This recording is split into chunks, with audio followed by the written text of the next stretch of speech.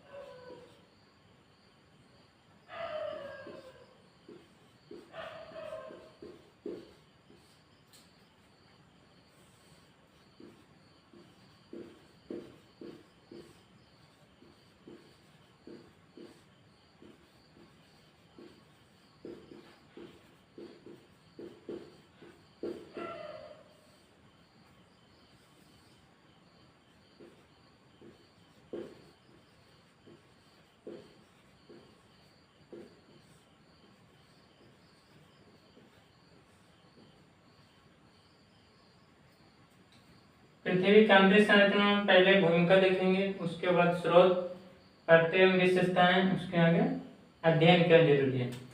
स्रोत में डिवाइड कर देते हैं कृत्रिम और प्राकृतिक। कृत्रिम और प्राकृतिक।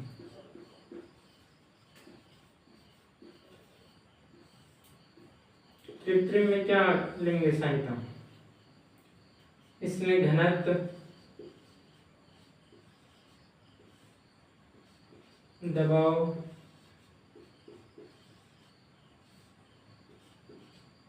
तापमान। पृथ्वी की आंतरिक संरचना के अध्ययन करने के लिए स्रोत में कृत्रिम की सहायता लेंगे कि कैसा है आंतरिक संरचना पृथ्वी की।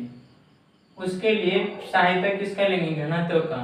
किसके लिए, पृथ्वी की आंतरिक संरचना को जानकर। फिर उसके आगे दबाव का सहायता लेंगे, उसके बाद तापमान की। प्राकृतिक में किसका सहायता लेंगे, उल्का,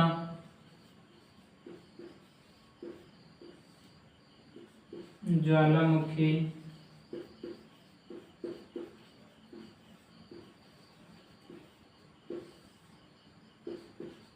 गुरुत्वाकर्षण,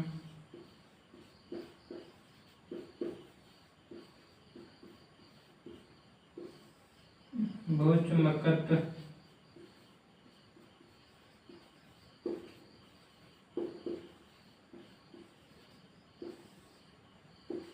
अष्टभुकंपीय तरंग।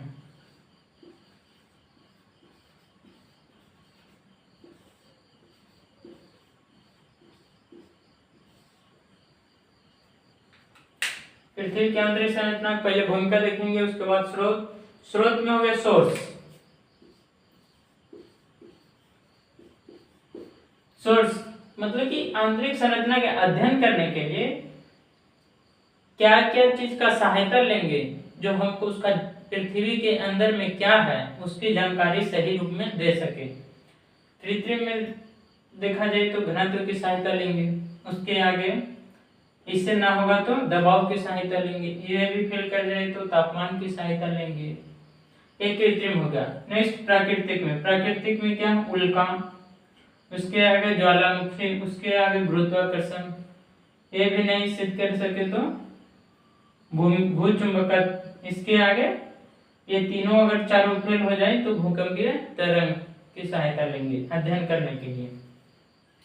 फिर उसके आगे करते हुए विशेषताएं, परत कितना है, उसकी विशेषता क्या है। फिर अध्ययन क्यों जरूरी है, पृथ्वी की आंतरिक संरचना का अध्ययन क्यों कर रहे हैं, फालतू कर नहीं कर रहे हैं, उसके लिए देखेंगे कि क्यों जरूरी है मेरे लिए, इसलिए क्यों करेंगे अध्ययन, फायदा है क्या है, उसके लिए देखेंगे लास्ट में अध्ययन क्यों। ठीक है, ये आप नोट कर लीजिए, फिर एक एक करके देखेंगे हम लोग।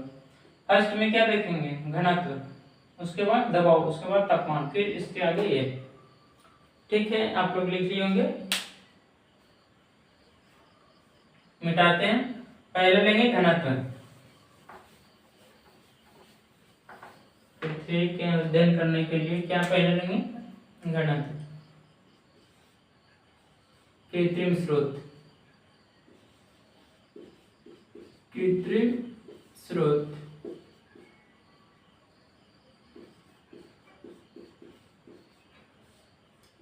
कृत्रिम स्रोत में घनत्व। देखो बाबू, एक पृथ्वी है। कब देखे थे हम लोग? पृथ्वी के कितने परत देखे थे? 3। एक क्रस्ट ऊपर वाला,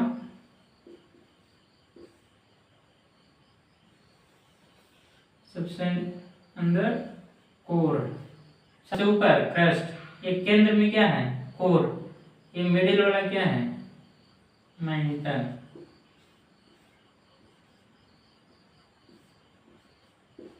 मेंटल क्रस्ट, मेंटल कोर। पृथ्वी का घनत्व, पृथ्वी का घनत्व 5.5 ग्राम प्रति सेंटीमीटर क्यूब। देखिए आप लोग, घनत्व का एक फॉर्मूला होता है, घनत्व इक्वल टू द्रव्यमान बटे आयतन।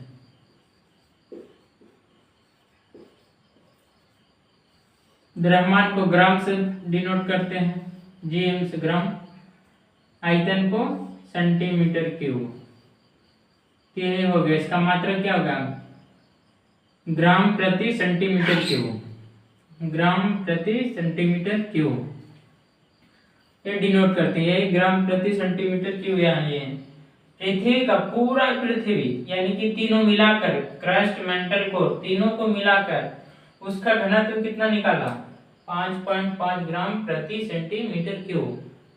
देखिए इसमें यह द्रव्यमान बटे आयतन है, घनत्व बराबर। अच्छा बाबू, घनत्व को हम 20 रखते हैं। कितना रखते हैं? 20।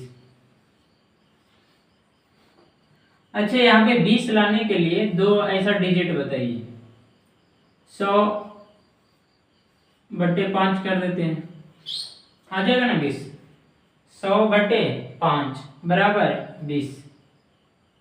100/5 बराबर 20।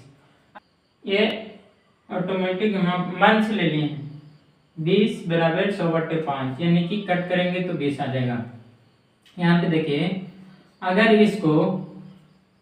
इसको हम 120 कर दें, यानी कि द्रव्यमान को बढ़ा दें 120, ये आयतन को सेम टू सेम रख दिए 5 को 5, द्रव्यमान में इंक्रीज किए 120/5, तो ये कितना आ गया? यानी कि 24/120, यानी कि कितना आ गया? 24। देखा जाए तो ये ऊपर का अगर ये द्रव्यमान बढ़ाएं, अगर ये द्रव्यमान बढ़ाया जाए, यानी कि 100 को 120 कर दें, बढ़ गया। आयतन को सेम रखें तो कितना? ये घनत्व भी बढ़ा, यानी कि द्रव्यमान को बढ़ाएंगे तो घनत्व भी बढ़ेगा। ये ऊपर में, ऊपर ये भी बढ़ेगा तो ये भी बढ़ेगा, द्रव्यमान बढ़ाएंगे तो घनत्व बढ़ेगा। ठीक है, एक एग्जांपल और लेते हैं। देखो इधर, ये 100, द्रव्यमान को सेम रखें, द्रव्यमान 100 है तो 100 ही रख दिए। ठीक है, द्रव्यमान को सेम, पिछला बार आयतन को सेम रखे थे, अब की द्रव्यमान को ये 100 है तो 100 ही रख दिए। बात आ रहा है समझ में? आ रहा है ना? अब आयतन में, आयतन 5 था, आपके 5 नहीं है, आपके बदलेंगे। 5 को कितना रख दिए हम? 10 रख दिए, बढ़ा दिए, आयतन को बढ़ा दिए। आयतन को 5 से 10, द्रव्यमान को किस में रखें? ये कट गया, एक से सुना, कितना आ गया? 10। यानी कि आयतन घटा रहे हैं, सॉरी आयतन बढ़ा रहे हैं। 5 से 10 किया ना, 5 से 10 किया ना, आयतन बढ़ गया तो घनत्व 20 से कितना हो गया? 10 हो गया। यानी कि आयतन बढ़ाएंगे तो घनत्व घटेगा, आयतन बढ़ेगा तो घनत्व घटेगा, द्रव्यमान बढ़ेगा तो घनत्व बढ़ेगा। अब इसका उल्टा भी होगा, इसका उल्टा भी हो सकता है, यानी कि घनत्व बढ़ेगा तो द्रव्यमान भी बढ़ेगा। द्रव्यमान भी बढ़ेगा, द्रव्यमान घटेगा तो घनत्व भी घटेगा। इधर द्रव्यमान घटेगा, सॉरी घनत्व घटेगा तो द्रव्यमान भी घटेगा, घनत्व बढ़ेगा तो द्रव्यमान बढ़ेगा। अब वो ले लेते हैं आयतन, घनत्व आयतन। इसमें क्या हुआ था, उल्टा है ना, बट्टे में है, उल्टा है, यानी कि आयतन घटेगा तो घनत्व बढ़ेगा, आयतन बढ़ेगा तो घनत्व घटेगा, घनत्व बढ़ेगा तो आयतन घटेगा, घनत्व घटेगा तो आयतन बढ़ेगा। बात आ रहा है समझ में? घनत्व बढ़ गया, द्रव्यमान भी बढ़ जाएगा, घनत्व घट गया, द्रव्यमान भी घट जाएगा। अब द्रव्यमान सॉरी घनत्व और आयतन में रिलेशन देख रहे हैं। घनत्व बढ़ेगा तो आयतन घटेगा, घनत्व घट गया तो आयतन बढ़ गया। वो एग्जांपल समझ में आया ना, 100/5 20 = 20, ये कितना लिए थे 120/5, आ गया था 24, वही वाला याद रखना है, ये ध्यान रखना है, मेन कॉन्सेप्ट ये है। अब यहाँ पे देखिए, पृथ्वी का घनत्व 5.5 ग्राम प्रति सेंटीमीटर क्यूब, यानी कि पूरा का 5.5 ग्राम प्रति सेंटीमीटर क्यूब है। बात आ रहा है समझ में? लेकिन बताया है कि क्रस्ट जो है, क्रस्ट का घनत्व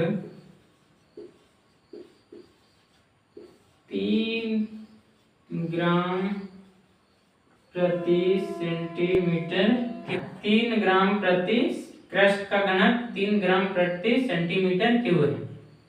बात समझना, ये क्रस्ट है, क्रस्ट का कितना घनत्व कर दिया,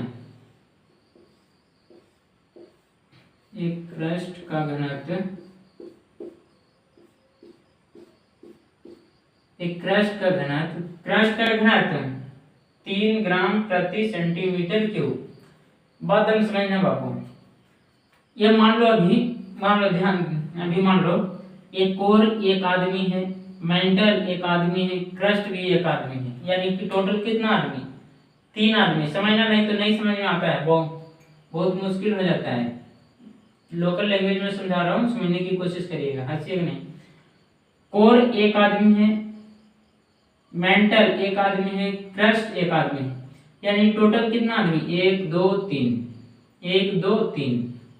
ये बोला कि पृथ्वी का घनत्व जो है 5.5 ग्राम प्रति सेंटीमीटर क्यूब, यानी कि टोटल का 5.5, इसको हम रुपया मान लेते हैं, फिलहाल 5.5 रुपया मान लेते हैं, 5.5 रुपया मान लें, यानी कि टोटल का कितना है 5.5 रुपया। बात समझना, यानी कि इसके पास भी 5.5 रुपया, इसके पास भी 5.5 रुपया, इसके पास भी 5.5 रुपया। कोर का कितना 5, पृथ्वी का पूरा को कह रहा है 5.5, यानी कि इसको पास भी 5.5, इसके पास भी 5.5, इसके पास भी 5.5। बाबू क्रस्ट का बोल दिया कि इसके पास तो 3 रुपया है, ये दोनों मिलके क्रस्ट को भगा दिया, कितना रुपया देके, 3 रुपया देके भगा दिया। क्रस्ट को कितना देके भगा दिया, 3 रुपये देके भगा दिया, यानी कि ऐसे टोटल कितना रुपया, 5.5 5.5 11 और 5.5 11 5 16 16.5 रुपया।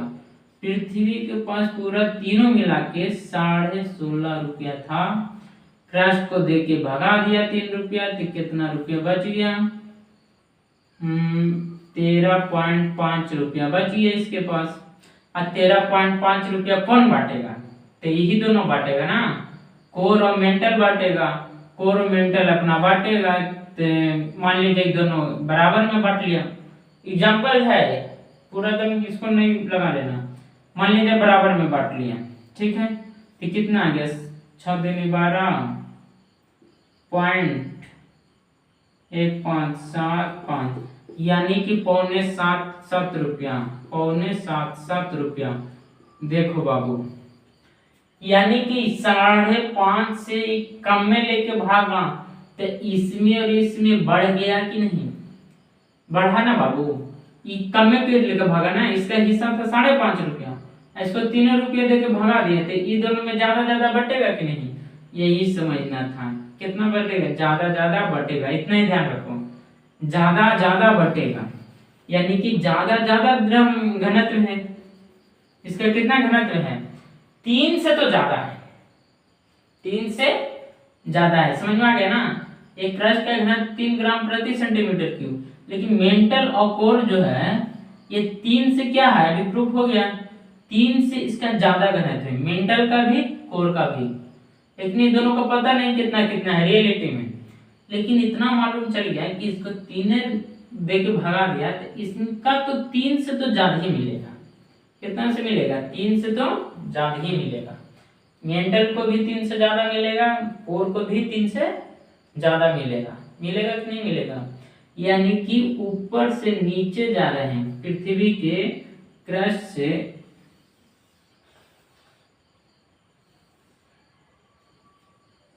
क्रस्ट, मेंटल, कोर,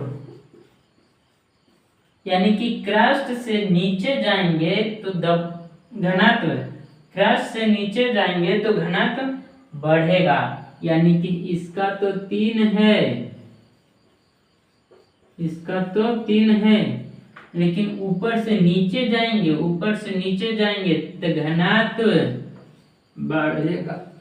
क्या प्रूफ हुआ, घनत्व बढ़ेगा। कल भी प्रूफ हुआ था, हल्का पदार्थों पर बीच वाला और सबसे नीचे जो रहेगा सबसे भारी, यानी कि वजनदार, वजनदार मतलब कि घनत्व उसका ज्यादा, एकदम ठोस चीज, घनत्व ज्यादा, बात आ रहा है ना समझ में। ऊपर से नीचे जाएंगे तो घनत्व बढ़ेगा। अच्छा घनत्व कैसे बढ़ेगा, देख लो, घनत्व बढ़ गया, घनत्व बढ़ गया। अब यहाँ पे समझिए, घनत्व बढ़ गया यानी कि घाटे वाला का हटा दो, घाटे वाला को हटा दो, घनत्व बढ़ गया।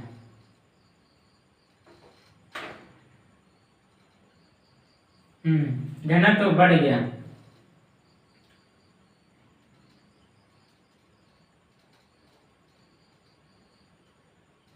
घनत्व बढ़ गया। तो घनत्व जब बाबू ऊपर से नीचे जाने में घनत्व बढ़ गया, क्रस्ट से मेंटल गए तो घनत्व बढ़ गया, मेंटल से कोर गए तो घनत्व बढ़ गया। दिमाग लगाइए, अगर घनत्व बढ़ेगा तो द्रव्यमान भी बढ़ेगा, अगर घनत्व बढ़ेगा तो द्रव्यमान भी बढ़ेगा। यहाँ तो प्रूफ हो गया ना कि घनत्व बढ़ रहा है, जब बढ़ रहा है तो द्रव्यमान भी बढ़ेगा। द्रव्यमान बढ़ेगा यानी कि भारी रहेगा, द्रव्यमान मतलब वजन होना चाहिए भारी, यानी कि ऊपर से नीचे जाने में पदार्थ का द्रव्यमान बढ़ रहा है। अगर आयतन सेम है तो, आयतन मतलब एक आयतन जैसे कि ये है, ये पेन का डब्बा है, ये सेम है, ठीक है ना। अभी इसमें पेन भरा हुआ है, अभी इसमें क्या है, इसमें पेन भरा हुआ, ठीक है। अब यही खोली में, यही पेन का खोली में अगर लोहा डाल दे, कोई चीज डाल दे, लोहा का कील, तो इससे भारी हो जाएगा कि नहीं, ये इससे भारी होगा कि नहीं, पेन से भारी होगा ना। ये पेन हटा के, ये पेन हटा के पूरा, ये पेन हटा के पूरा इसमें क्या डाल दे, लोहा डाल दे, तो इससे भारी होगा ना, ये भारी होगा। यानी कि सेम आयतन यानी सेम जगह पर उसका जो द्रव्यमान है वह ऐसा वस्तु आ गया जो इससे भारी है, इससे क्या है, इससे भारी है, यानी कि घनत्व तो बढ़ गया। क्यों, आयतन उतना ही है, आयतन फिक्स है, लेकिन इसका जो इसमें खोली में है उसका वजन बढ़ गया, वजन बढ़ गया मतलब कि भारी पदार्थ होगा। यानी कि ऊपर से नीचे आएंगे तो यह पदार्थ कुछ है, भारी है, पदार्थ क्या है, भारी है, क्या है, पदार्थ भारी है। यानी कि घनत्व बढ़ने का कारण कि द्रव्यमान उस वस्तु का, जो भी वस्तु पदार्थ है उसका द्रव्यमान बड़ा होगा, द्रव्यमान बड़ा होगा, यानी कि भारी वस्तु होगा, भारी पदार्थ होगा। बात आ रहा है ना, ये लिख लेते हैं पहले, ये मिटाते हैं।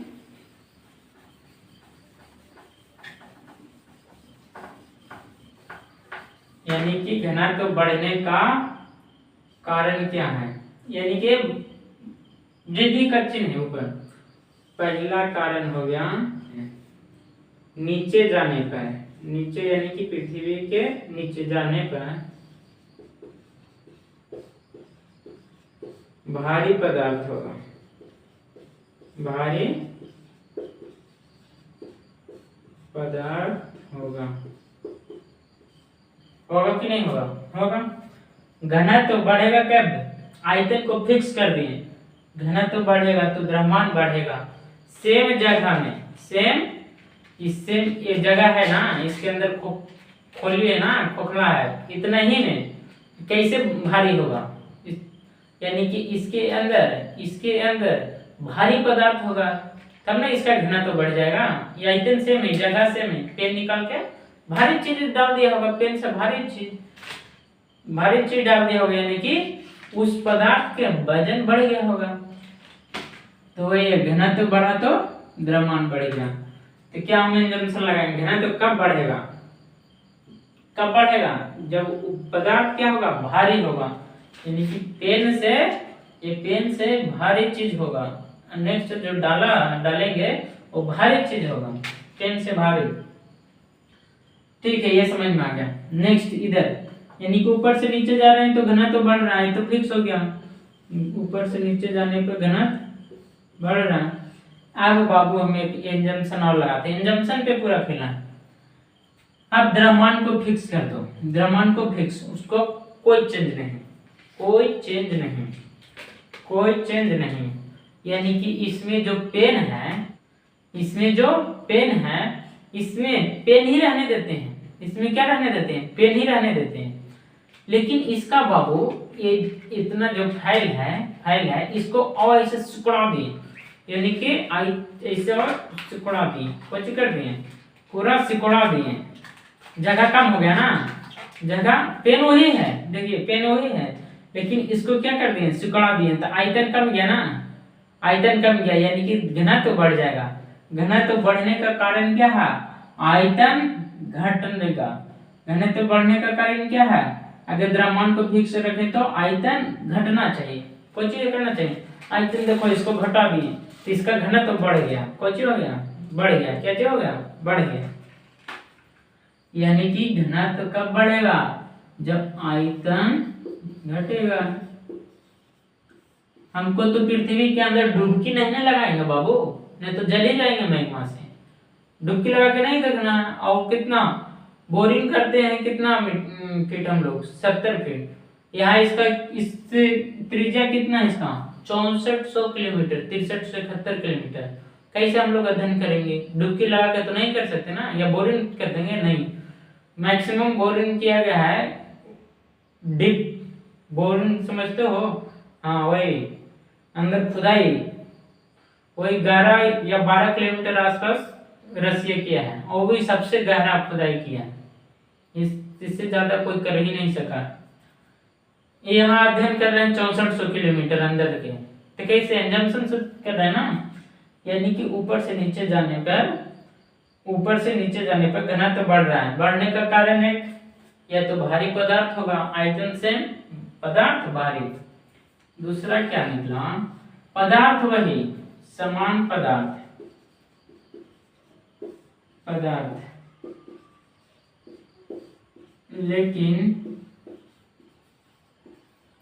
लेकिन इकोजी हो गया था, दबाव डाले तब ना आयतन कम हुआ, दबाव डाले तब ना, दबाव डाले यानी कि ऊपर सभी क्रस्ट इसको दाबा हुआ है, मेंटल दबा हुआ कोर को, यानी कि इससे इसमें दबाव ज्यादा है, इससे इसमें ज्यादा दबाव है, यानी कि दबाव के कारण आयतन कम हो गया, समान पदार्थ, लेकिन दबाव के कारण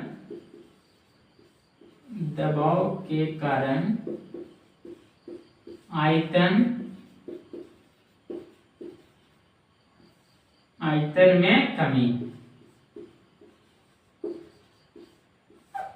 बात आया समझ में, जब आयतन में कमी होगा तो घनत्व बढ़ेगा। घनत्व बढ़ने का दो कारण है, एक तो भारी पदार्थ हो जाए नीचे जाने पे, या पदार्थ वही लेकिन दबाव डालेंगे तो इसका आयतन कम हो जाएगा। जब आयतन कम होगा तो घनत्व बढ़ेगा। बात आ रहा है समझ में? यहां तक नहीं तो आप नोट कर लीजिए। देखिए बाबू, इधर तापमान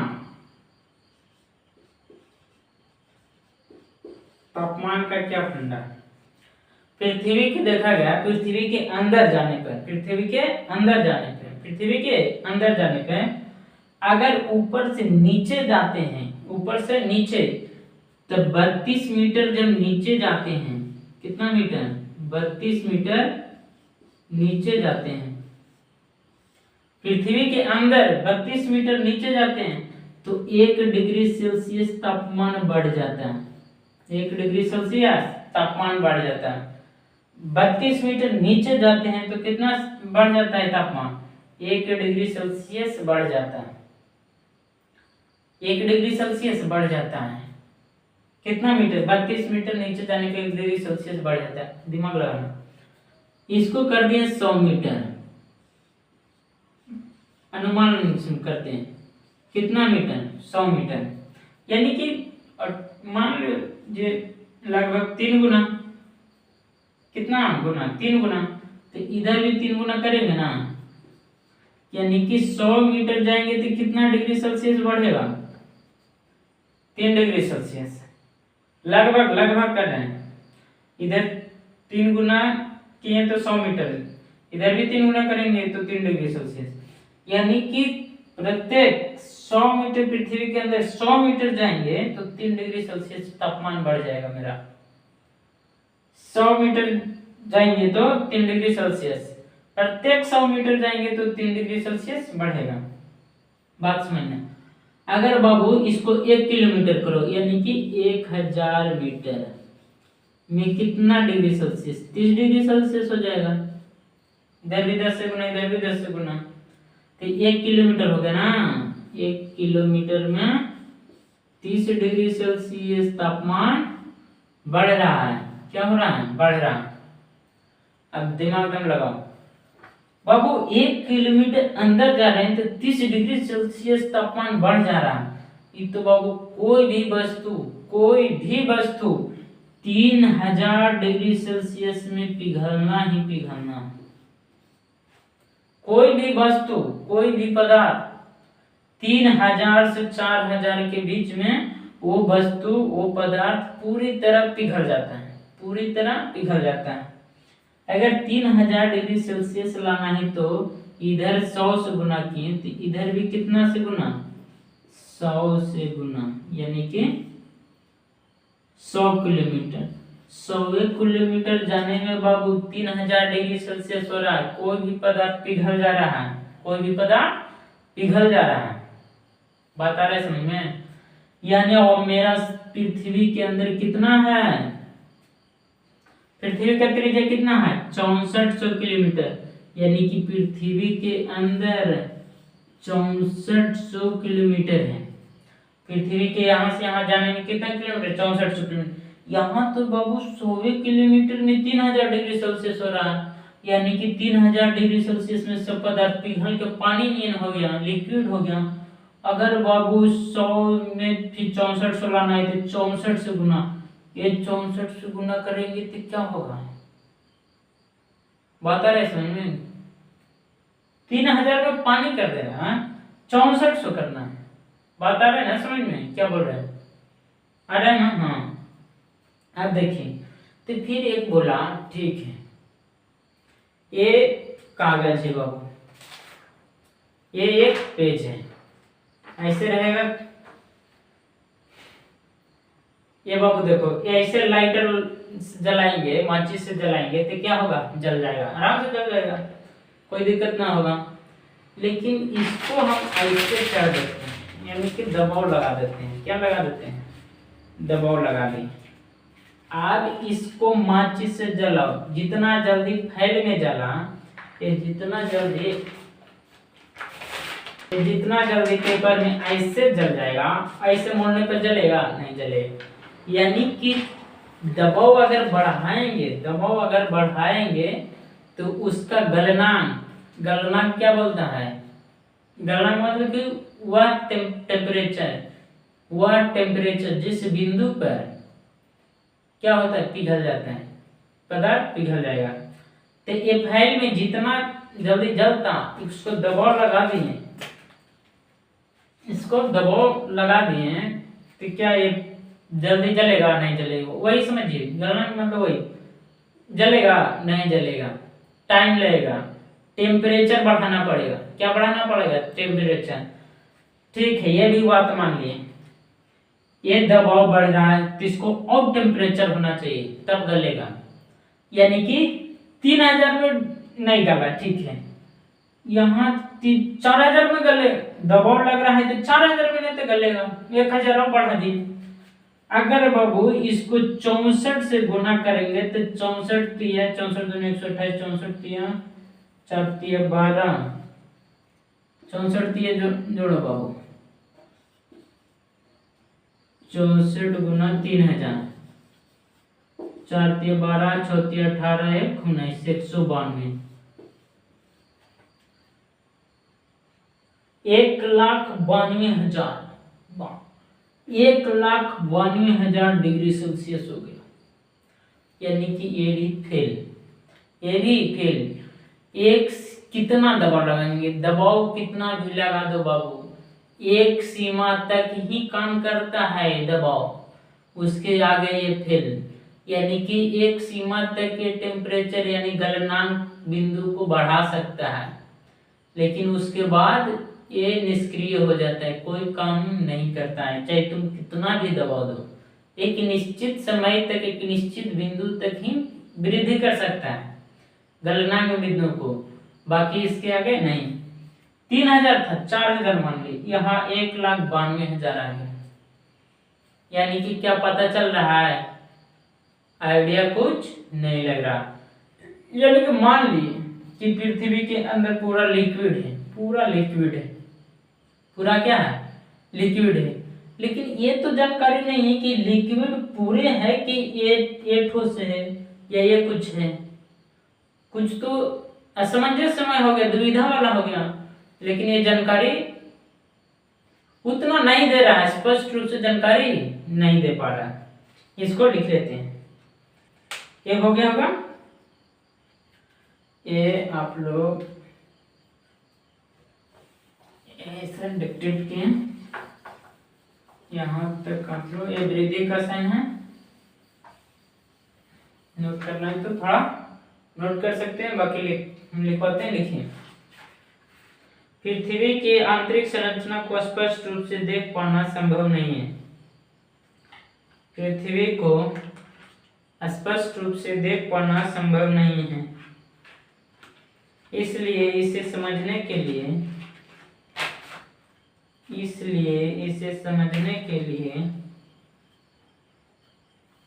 अलग अलग स्रोतों का प्रयोग किया जाता है।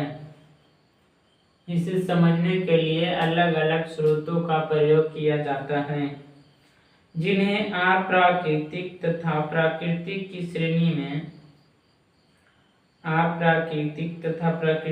श्रेणी में बांटा जा सकता है। अप्राकृतिक स्रोतों में घनत्व, दबाव और तापमान शामिल हैं। अप्राकृतिक स्रोतों में घनत्व, दबाव और तापमान शामिल हैं। नेक्स्ट पॉइंट, घनत्व और दबाव पर आधारित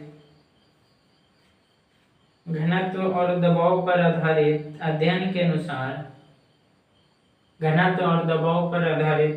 अनुसार पृथ्वी का औसत घनत्व 5.5 ग्राम प्रति सेंटीमीटर क्यूब है। पृथ्वी का औसत घनत्व 5.5 ग्राम प्रति सेंटीमीटर क्यूब है, जबकि इसके क्रस्ट का औसत घनत्व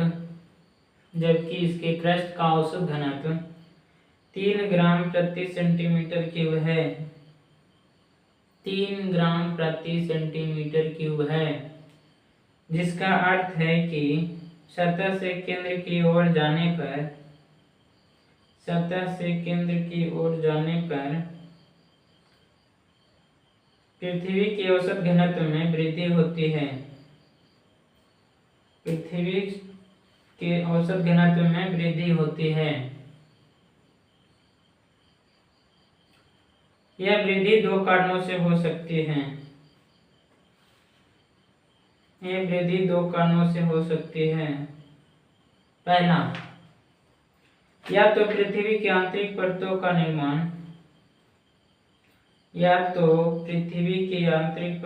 निर्माण अधिक तापमान वाले भारी पदार्थों से हुआ हो, अधिक द्रव्यमान वाले भारी पदार्थों से हुआ हो। सेकंड पॉइंट, या फिर आंतरिक परतों का निर्माण समान पदार्थ से हुआ हो। सेकंड पॉइंट में, या फिर आंतरिक परतों का निर्माण समान पदार्थों से हुआ हो, लेकिन बढ़ते हुए दबाव के प्रभाव में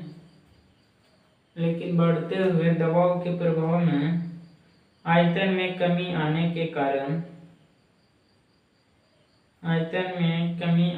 कारण घनत्व में वृद्धि हो रही हो, क्योंकि दबाव बढ़ने से एक सीमा तक आयतन में कमी आती है।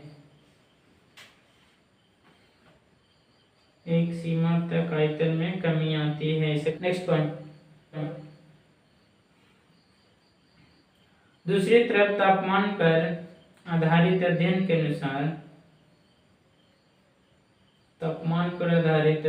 अनुसार सतह से नीचे की ओर जाने पर 1 डिग्री सेल्सियस प्रति 32 मीटर की दर से 1 डिग्री सेल्सियस प्रति 32 मीटर की दर से तापमान में वृद्धि होती है। ब्रैकेट में लिखिएगा, हालांकि वृद्धि की यह दर प्रत्येक स्थान पर समान नहीं होती। ब्रैकेट बंद। हालांकि वृद्धि की यह दर प्रत्येक स्थान पर समान नहीं होती। ब्रैकेट बंद। नेक्स्ट पॉइंट, इस प्रकार केवल 90 से 100 किलोमीटर की गहराई पर पृथ्वी का तापमान इतना अधिक हो जाएगा कि सभी पदार्थ पिघल सकते हैं।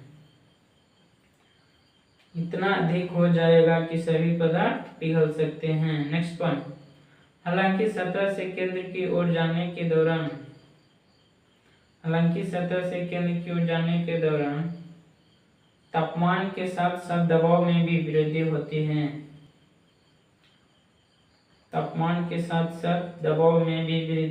है, और बढ़ते हुए दबाव के कारण पदार्थों का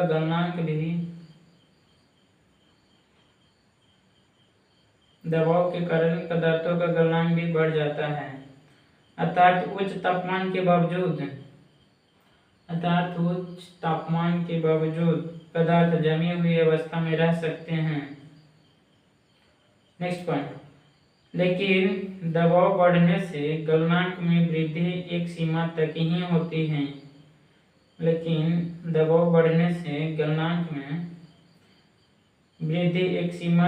हो सकती है।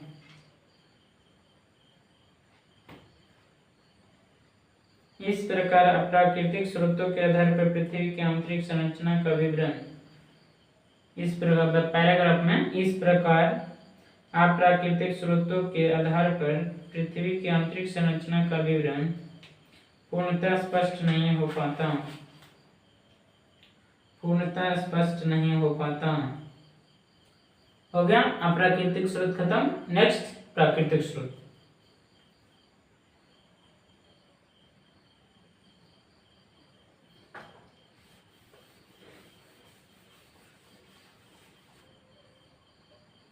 नेक्स्ट क्या है? प्राकृतिक स्रोत।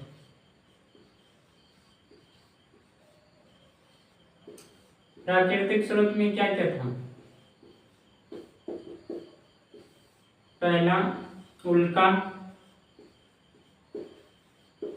सेकंड ज्वालामुखी,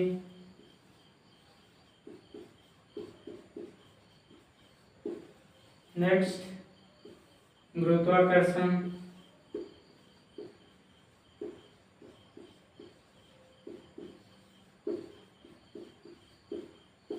नेक्स्ट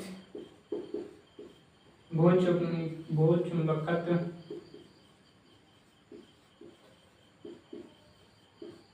नेक्स्ट भूकंपीय तरंग,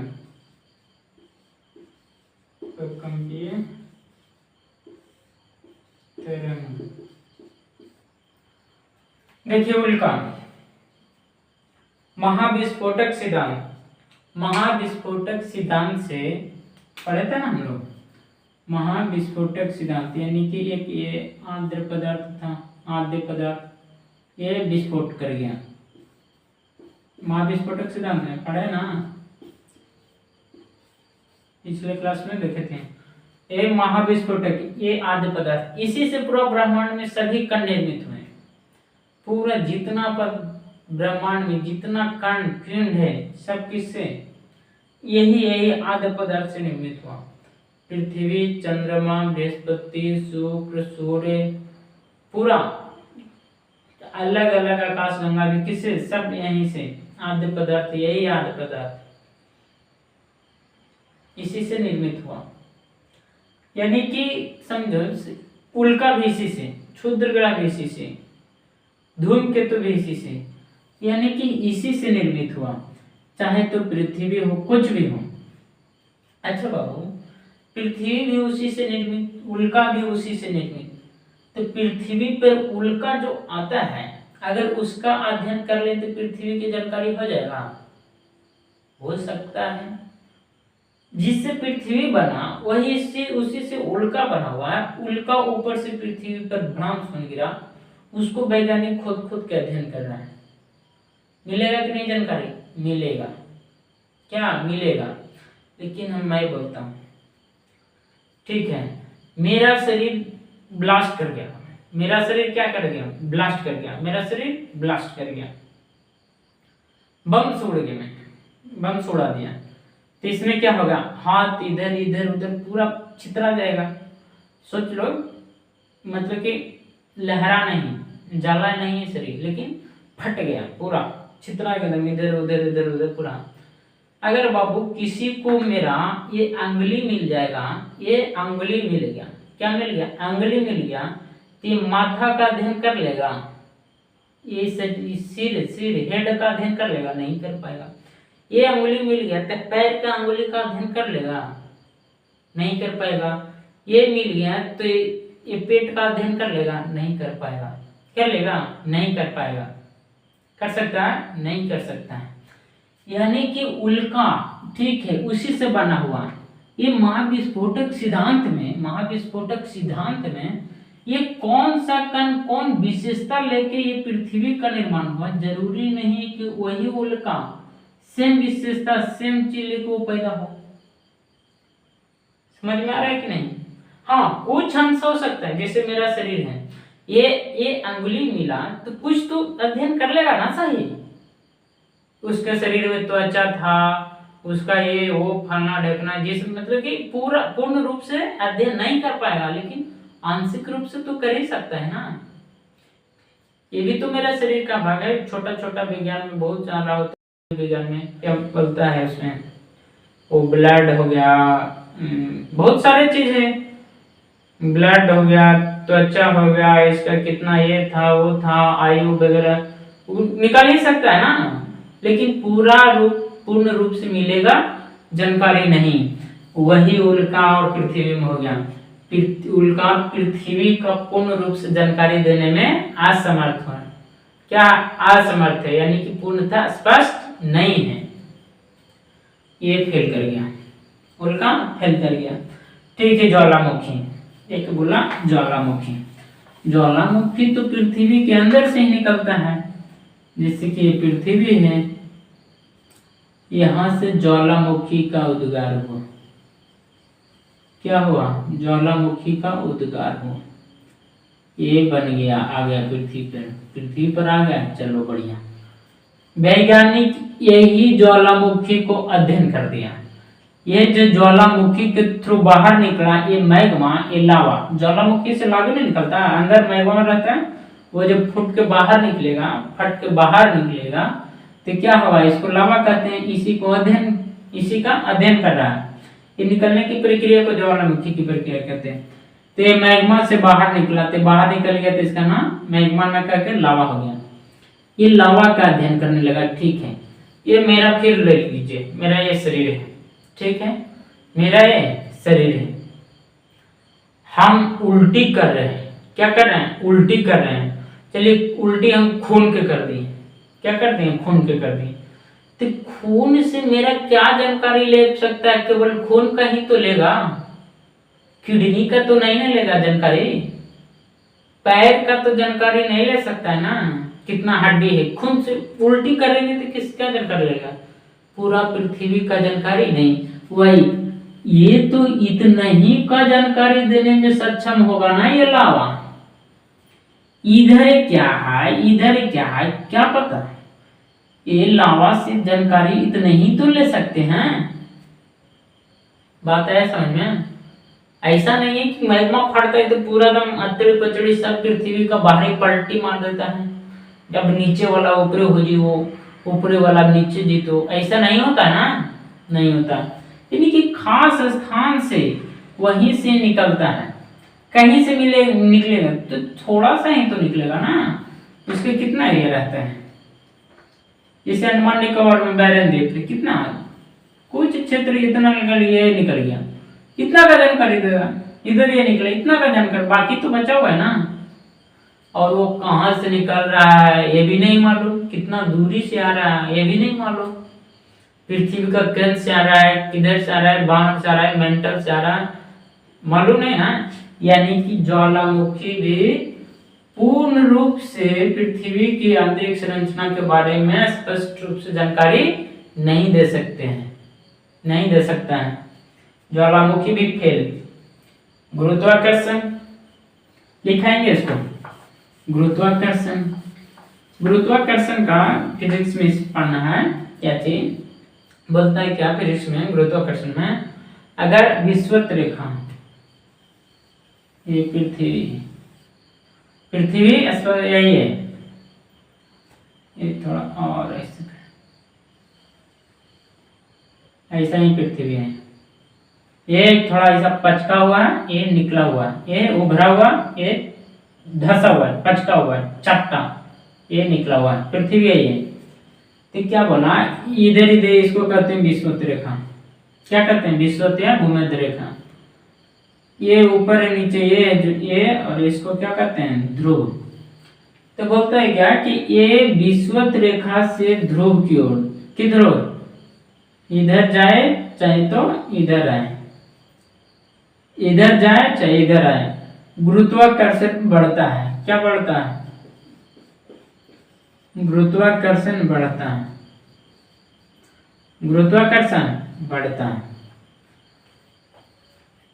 विषुवत रेखा से अगर ध्रुव की ओर जाएं तो गुरुत्वाकर्षण बढ़ेगा, चाहे ध्रुव, ये भी ध्रुव है, ये भी ध्रुव है, ध्रुव की ध्रुव ऊपर जाओ चाहे नीचे जाओ, लेकिन गुरुत्वाकर्षण बढ़ता है, गुरुत्वाकर्षण बढ़ता है। तो इसे क्या अनुमान लगा कि ये जो फैला हुआ है, विषुवत रेखा पर फैला हुआ, यानी कि अच्छा गुरुत्वाकर्षण बढ़ेगा, मतलब गुरुत्वाकर्षण बढ़ने का कारण, गुरुत्वाकर्षण बल बराबर एक सूत्र होता है बाबू, ध्यान दो, कर्षण बल, ऐसा भी कल डिस्कस किए थे, m1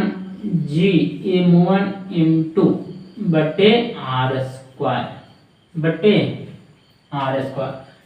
m से द्रव्यमान उतना छोड़ो, इसको मिटा देते हैं, ये वो द्रव्यमान को भी, यानी कि द्रव्यमान, अगर द्रव्यमान बढ़ेगा, अगर वजन बढ़ेगा, अगर भार बढ़ेगा तो गुरुत्वाकर्षण बल बढ़ेगा, गुरुत्वाकर्षण बल बढ़ेगा तो खींचेगा, जितना बढ़ेगा गुरुत्वाकर्षण बल उतने ताकत से खींचेगा, उतने ताकत से खींचेगा, यानी चुंबकनीय सटेले रहेगा। जैसे कि आप अगर पृथ्वी पे खड़ा है तब गुरुत्वाकर्षण बल के कारण वो पृथ्वी आपको छोड़ नहीं रहा है, आप जंप लगाइए तो तुरंत खींच लेता है। आपका जितना ताकत रहेगा उतना उछलिएगा, फिर ताकत खत्म, नीचे धाम से। गुरुत्वाकर्षण मतलब आकर्षण बल, आकर्षण बल। ये पेन का भी द्रव्यमान है, ये पेन का भी द्रव्यमान है, तो इसका भी पावर है खींचने का, लेकिन इसका कम द्रव्यमान है ना, तो कम इसका पावर है। पृथ्वी बहुत बड़ा, तो जब बहुत बड़ा तो इसका गुरुत्वाकर्षण बल बहुत ज्यादा रहेगा। ये पेन हल्का है, कम भारी, कम वजन है, तो बहुत कम पावर से खींच रहा है। मेरा शरीर कम वजन है तो बहुत कम शक्ति से, बहुत कम बल से आकर्षित कर रहा है। हाँ, जिस वस्तु में, जिस पदार्थ में अगर द्रव्यमान है तो उसमें आकर्षण शक्ति होता है, आकर्षण बल होता है। वही तो इधर से अगर ध्रुव की ओर जा रहे हैं तो गुरुत्वाकर्षण बढ़ने का कारण क्या है? बढ़ने का क्या कारण है? इधर का वस्तु भारी होगा, इधर का वस्तु ध्रुव की ओर भारी भारी दम वस्तु होगा, भारी होगा, भारी होगा तब ना वजन अधिक, वजन अधिक, द्रव्यमान अधिक, तो गुरुत्वाकर्षण शक्ति अधिक, गुरुत्वाकर्षण बल अधिक। भारी होगा तो गुरुत्वाकर्षण बल बढ़ेगा, यानी कि ध्रुव की ओर जा रहे थे, गुरुत्वाकर्षण बल बढ़ रहा है, इसका मतलब है कि द्रव्यमान भारी होगा, द्रव्यमान अधिक होगा, द्रव्यमान अधिक होगा। ध्रुव की ओर जाएंगे तो यानी कि इससे स्पष्ट होता है कि पृथ्वी के अंदर समान रूप से वितरण पदार्थों का नहीं है, यानी कि असमान रूप से वितरित पदार्थ है, कहीं हल्का कहीं भारी, कहीं हल्का कहीं भारी, यानी कि विषुवत रेखा पर गुरुत्वाकर्षण बल कम, यानी कि हल्का हल्का मटेरियल है। गुरुत्वाकर्षण के चारों ओर क्या है? हल्का हल्का है। ध्रुव की ओर जाने पर गुरुत्वाकर्षण बल अधिक, यानी कि भारी भारी है, इधर एकदम भारी भारी पदार्थ, भारी भारी पदार्थ, मटेरियल भारी भारी। लेकिन बाबू समझ जाओ, भारी भारी है, इसे भारी भारी से क्या जानकारी दे रहा है अंदर कैसा है? भारी से खाली पता चलेगा? नहीं चलेगा। फिजिक्स आप लोग पढ़े होंगे तो थोड़ा लग रहा होगा कि कुछ मदारी करवा रहा है, उसमें थोड़ा अलग अलग है, सिद्ध किया हुआ है। लेकिन ये भारी है तो मालूम हो गया, लेकिन क्या है ये तो नहीं मालूम हो रहा है ना, क्या है उसमें, क्या आंसर, कौन क्रस्ट में कौन सा पदार्थ, मेंटल में कौन सा पदार्थ हो, कैसा अवस्था में है या बदलते रहता है, कोर कैसा है, बात आ रहा है समझ? ये भी जानकारी तो देता है लेकिन पूर्ण रूप से जानकारी नहीं देता है, पूर्ण रूप से जानकारी नहीं देता है। भूचुंबकत्व, भूचुंबकत्व 2 दिन का क्लास होगा, टेंशन नहीं लीजिएगा, लेकिन यहाँ पे थोड़ा समझ जाइए भूचुंबकत्व में। अच्छा बाबू, इसमें देखिए आप लोग, गुरुत्वाकर्षण में है ना, पृथ्वी के अंदर से मटेरियल निकल रहा है, पृथ्वी के अंदर से मटेरियल, तो जब पृथ्वी के अंदर से निकल रहा तो इसी को कहते हैं ना प्रत्यक्ष, प्रत्यक्ष, तो ज्वालामुखी प्रत्यक्ष जानकारी देता है। आप समझिए क्या भूचुंबकत्व।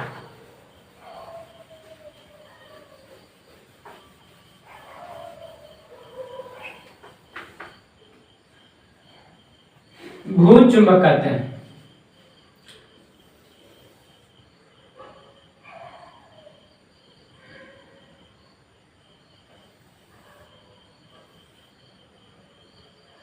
इसमें क्रस्ट मेंटल दोनों ले लिए। अच्छा ले लेते, समझ जाइएगा, शॉर्ट में समझिए, 1 क्लास 2 क्लास इसमें चलेगा भूचुंबकत्व में। एक क्रस्ट मेंटल बाएं कोर, कोर को 2 भागों में बांट दिए, बाएं कोर, ये आंतरिक कोर, आंतरिक कोर। देखिए समझिए भूल चुंबक का क्या, चुंबक समझे ना, चुंबक चुंबक यानी कि आकर्षण, आकर्षण आकर्षण। एक कौन फिजिक्स में एक चैप्टर है मैग्नेटिक, उसमें क्या बोलता है, अस्थायी चुंबक पढ़े ना, अस्थायी चुंबक, अस्थायी चुंबक, अस्थायी नहीं, अस्थायी चुंबक। अस्थायी चुंबक में क्या है, अगर इसमें ये वायर है, अगर इसमें धारा प्रवाहित करेंगे, अगर इसमें धारा प्रवाहित करेंगे, क्या ये वायर मान लीजिए कंडक्टर चालक तार है, इसमें अगर धारा प्रवाहित करेंगे तो ये जो वायर है जब तक करंट रहेगा, इसमें जब तक करंट रहेगा तो ये चुंबक की तरह भी काम करता है, ये आसपास की चीजों को खींचेगा, धातु मटेरियल को खींचेगा। लोहा जो भी चुंबक खींचता है, लोहा निकल कोबाल्ट, उसको क्या करता है, खींचता है। अगर इसमें करंट देंगे, विद्युत प्रवाहित करेंगे तो अपने आसपास ये चुंबक की तरह काम करता है, आसपास के धातु मटेरियल को खींचेगा, यानी कि जो चुंबक आकर्षित करता है जैसे लोहा निकल कोबाल्ट, उसको क्या करेगा, खींचेगा। यानी कि अगर विद्युत धारा प्रवाहित किया जाए तो उसमें चुंबक का गुण आ जाता है, अगर इसमें विद्युत धारा प्रवाहित करेंगे तो इसमें चुंबक का गुण आ जाएगा। यही तो अस्थायी चुंबक का गुण है फिजिक्स में मैग्नेटिक। वही है बाबू, ये बाएं कोर ये पिघली हुई अवस्था में है, आगे बताएंगे कैसे पिघली हुई डिसाइड हुआ। ये बाएं कोर, ये बाएं कोर, ये बाएं कोर क्या है, ये पिघली हुई अवस्था में, एकदम पिघली, एकदम पिघली समझ रहे ना, द्रवित अवस्था में है। द्रवित अवस्था में पृथ्वी घूम रहा है, पृथ्वी क्या हो रहा है, घूम रहा, पृथ्वी घूम रहा है। तब तो दिन रात हो रहा है कैसे, पृथ्वी के घूर्णन गति के कारण। ये बाबू पिघली हुई अवस्था में पृथ्वी तो घूम ही रहा है, तो ये हिलकोड़ा मार रहा होगा कि नहीं, हिलकुरा रहा होगा, हिलकुरा रहा होगा। अब ये जो पिघली हुई अवस्था में भारी पदार्थ है यहाँ पे, जैसे इससे भारी है, इससे भारी है, ये क्या है, पिघली हुई अवस्था में भारी है। और कौन है, धातु के हैं, यहाँ पे क्या है, बाएं में धातु मटेरियल, धातुई पदार्थ हैं। धातुई पदार्थ में चालक का गुण मौजूद होता है। और पिघली हुई अवस्था में जब घूमेगा, धारा विद्युत समझो, विद्युत बिजली कब प्रवाहित होगी, जब इलेक्ट्रॉन प्रवाहित होगा। विद्युत प्रवाहित होने का मतलब है कि इलेक्ट्रॉन का गमन। अब ये तो पिघली हुई अवस्था में पृथ्वी जब घूम रहा है, हिलकोड़ा मार रहा है, हिलकोड़ा, तो इसमें इलेक्ट्रॉन घूम रहा होगा कि नहीं, इलेक्ट्रॉन भी घूम रहा है, इलेक्ट्रॉन भी घूम रहा है। जब इलेक्ट्रॉन घूमेगा तो चुंबक का गुण आएगा कि नहीं आएगा, कैसे, इलेक्ट्रॉन घूमने से विद्युत धारा प्रवाहित, विद्युत धारा अगर प्रवाहित होगा तो उसमें चुंबक का गुण आएगा ही आएगा, चुंबक का गुण आएगा ही आएगा, इसलिए चुंबक का गुण आएगा। लेकिन बाबू आगे पढ़ेंगे, दिमाग थोड़ा बाहर जा रहा है, छोड़ दीजिए, चुंबक का गुण यहीं से आता है, इसका भी पढ़ेंगे आगे आगे, दिक्कत नहीं लीजिए, कोई टेंशन नहीं, ये आगे देखेंगे। अभी आगे पढ़ा देंगे ना तो दिमाग आप लोग का खराब हो जाएगा, फिर वीडियो कट कर दीजिएगा, ऐसा अच्छा नहीं है ना, इसलिए बाद में ही धीरे धीरे समझ के बाद में। चुंबक का गुण कहाँ से आता है, बाएं कोर से, वही भू चुंबकत्व का मतलब। लेकिन बाबू भू चुंबकत्व का गुण तो परिवर्तित हो, भू चुंबकत्व कभी ऐसा रहता है पृथ्वी का, कभी ऐसा हो गया, कभी ऐसा हो जाता है, इसलिए ये भी पूरी तरह से जानकारी देने में असमर्थ है। इसको डिटेल पढ़ाएंगे, दिक्कत नहीं लीजिएगा, भूचुंबक अभी पढ़ा देगा बोर हो जाएंगे, इसलिए नोट नहीं लीजिए। नेक्स्ट क्या है, भूकंपीय तरंग, असली यही है, असली यही है भूकंपीय तरंग, इसी को डिटेल पढ़ेंगे, इसी से जानकारी मिलती है। लेकिन भूकंप नहीं पढ़ेंगे, भूकंपीय तरंग उतना ही पढ़ेंगे जितना पृथ्वी के आंतरिक संरचना की जानकारी देने में समर्थ हैं। इसको लिख लीजिए नहीं तो प्राकृतिक स्रोत में लिखिए, उल्का देके डैश मारिए। जो उल्काएं पृथ्वी तक पहुंच पाती हैं, जो उल्काएं पृथ्वी तक पहुंच पाती है, उनके आधार पर पृथ्वी से संबंधित कुछ जानकारियां प्राप्त की जा सकती हैं। उनके आधार पर पृथ्वी से संबंधित कुछ जानकारी प्राप्त की जा सकती हैं, क्योंकि पृथ्वी और उल्का की उत्पत्ति लगभग समान प्रक्रिया से हुई है। क्योंकि पृथ्वी और उल्का की उत्पत्ति लगभग समान प्रक्रिया से हुई है। नेक्स्ट, ज्वालामुखी देकर डैश मारिए। ज्वालामुखी प्रक्रिया के दौरान लावा का उद्गार होता है। ज्वालामुखी प्रक्रिया के दौरान लावा का उद्गार होता है। लावा का उद्गार होता है, जिससे पृथ्वी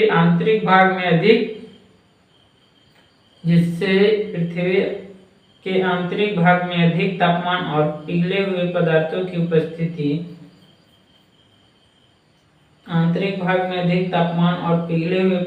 की उपस्थिति का पता चलता है।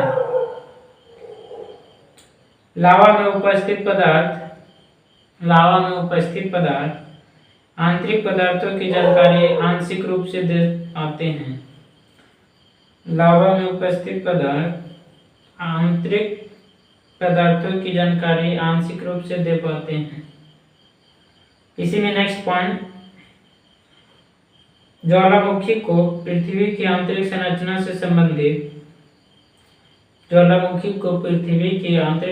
से संबंधित प्रत्यक्ष स्रोत माना जाता है। नेक्स्ट, गुरुत्वाकर्षण का डैश मारिए, लिखिए उसमें। विषुवत रेखा से ध्रुवों की ओर जाने पर गुरुत्वाकर्षण में वृद्धि होती है। विषुवत रेखा से ध्रुवों की ओर जाने पर गुरुत्वाकर्षण में वृद्धि होती है, जिसका एक अर्थ यह भी है कि पृथ्वी के आंतरिक भाग में पदार्थों का वितरण एक जैसा नहीं है। नेक्स्ट, भूचुंबकत्व का डैश मारिए। पृथ्वी एक दंड चुंबक की भांति व्यवहार करती है, परंतु पृथ्वी का भूचुंबकत्व सर्वत्र ब्रैकेट में लिख लीजिए, सभी स्थानों पर ब्रैकेट बंद एक जैसा नहीं होता है। सर्वत्र एक जैसा नहीं होता है।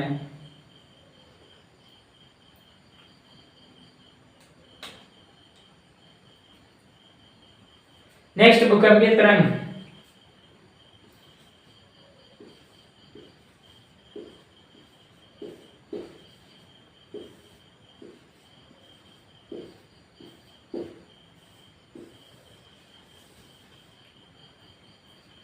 पृथ्वी की आंतरिक संरचना के अध्ययन के लिए नेक्स्ट पॉइंट, भूकंपीय तरंग की सहायता लेंगे।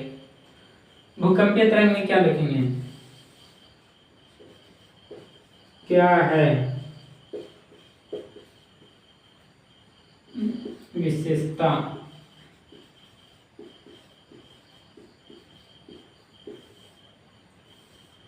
प्रकार, निष्कर्ष।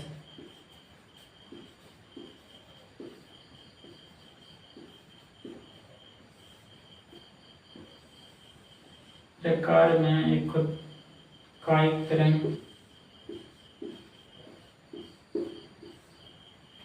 सतही तरंग,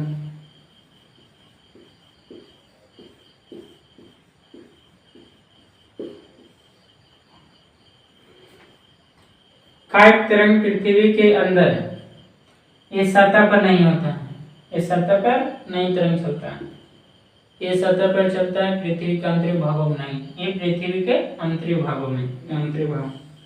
ये दो प्रकार के होते हैं, तरंग, इसी को बोलते हैं प्राथमिक तरंग।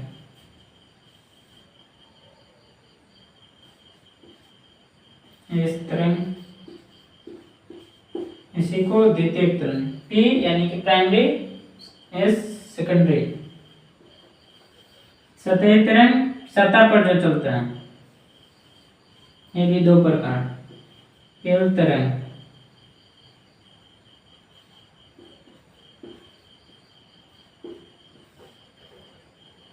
ये आर तरंग।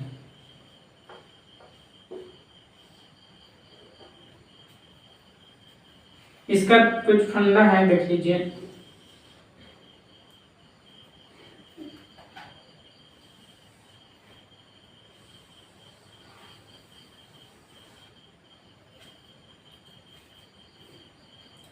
गति,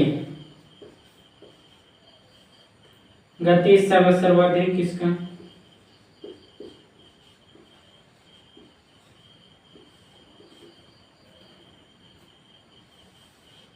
P से कम,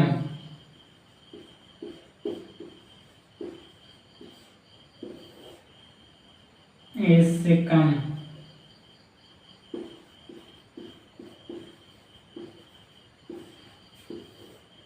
L से कम,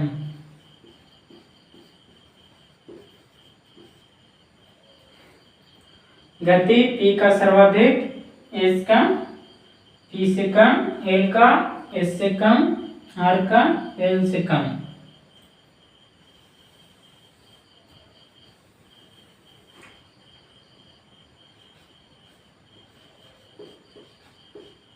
तीव्रता, तीव्रता इसका सबसे कम, सबसे उल्टा होता है, सबसे कम, P से अधिक,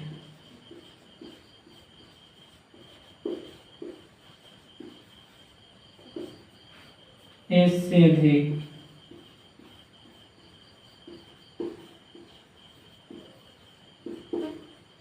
L से अधिक।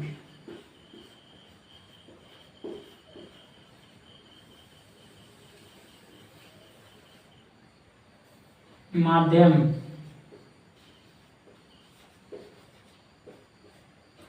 माध्यम है, सभी माध्यम है,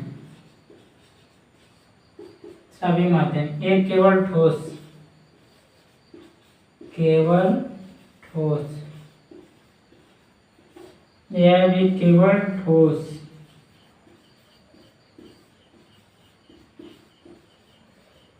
यह सभी। नेक्स्ट स्वरूप,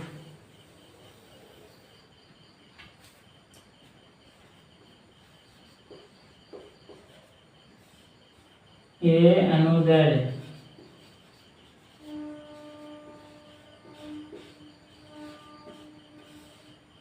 अनुप्रस्थ,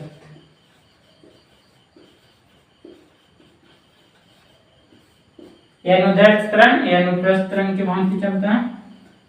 यह मिश्रित, सॉरी क्षैतिज,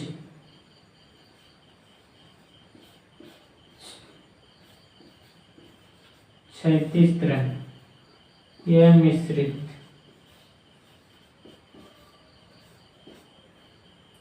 भूकंपीय तरंग क्या है, विशेषता, प्रकार, निष्कर्ष। प्रकार में भूकंपीय तरंग दो प्रकार, कायिक तरंग, सतही तरंग। कायिक तरंग जो पृथ्वी के अंदर गमन करते हैं, पृथ्वी के आंतरिक भागों में।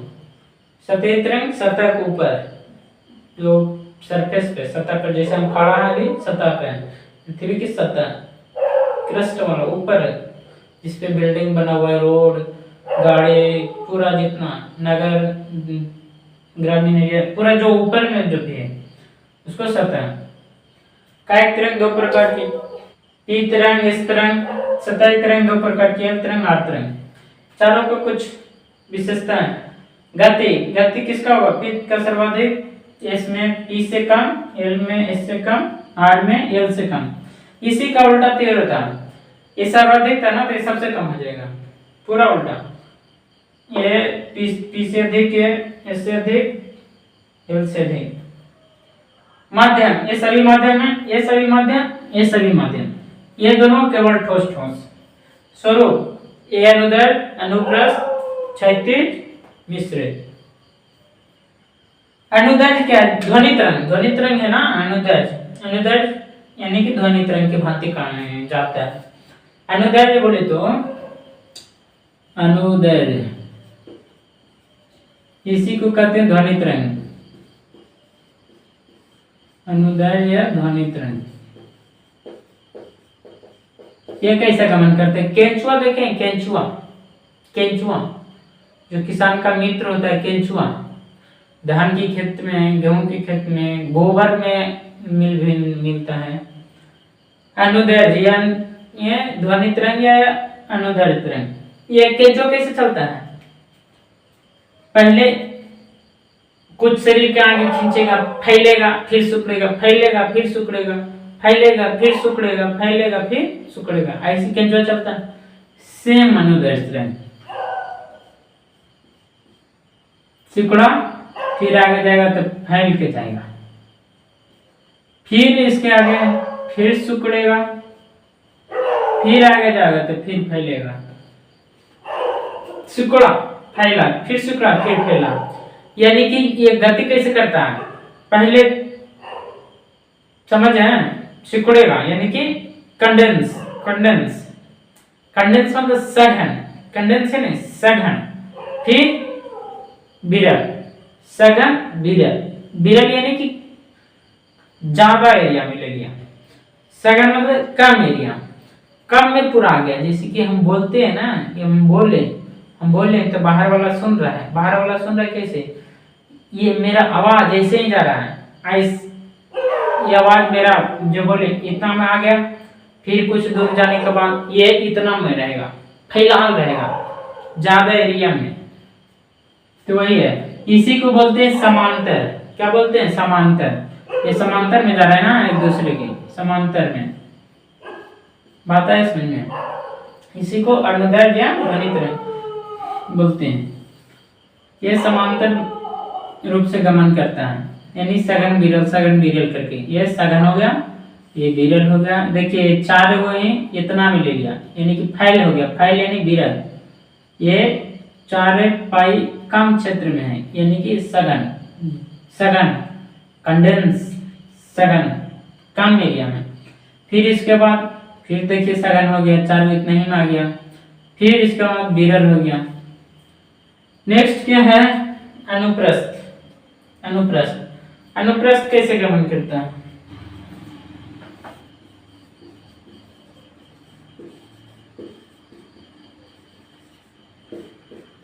अनुप्रस्थ ऐसे,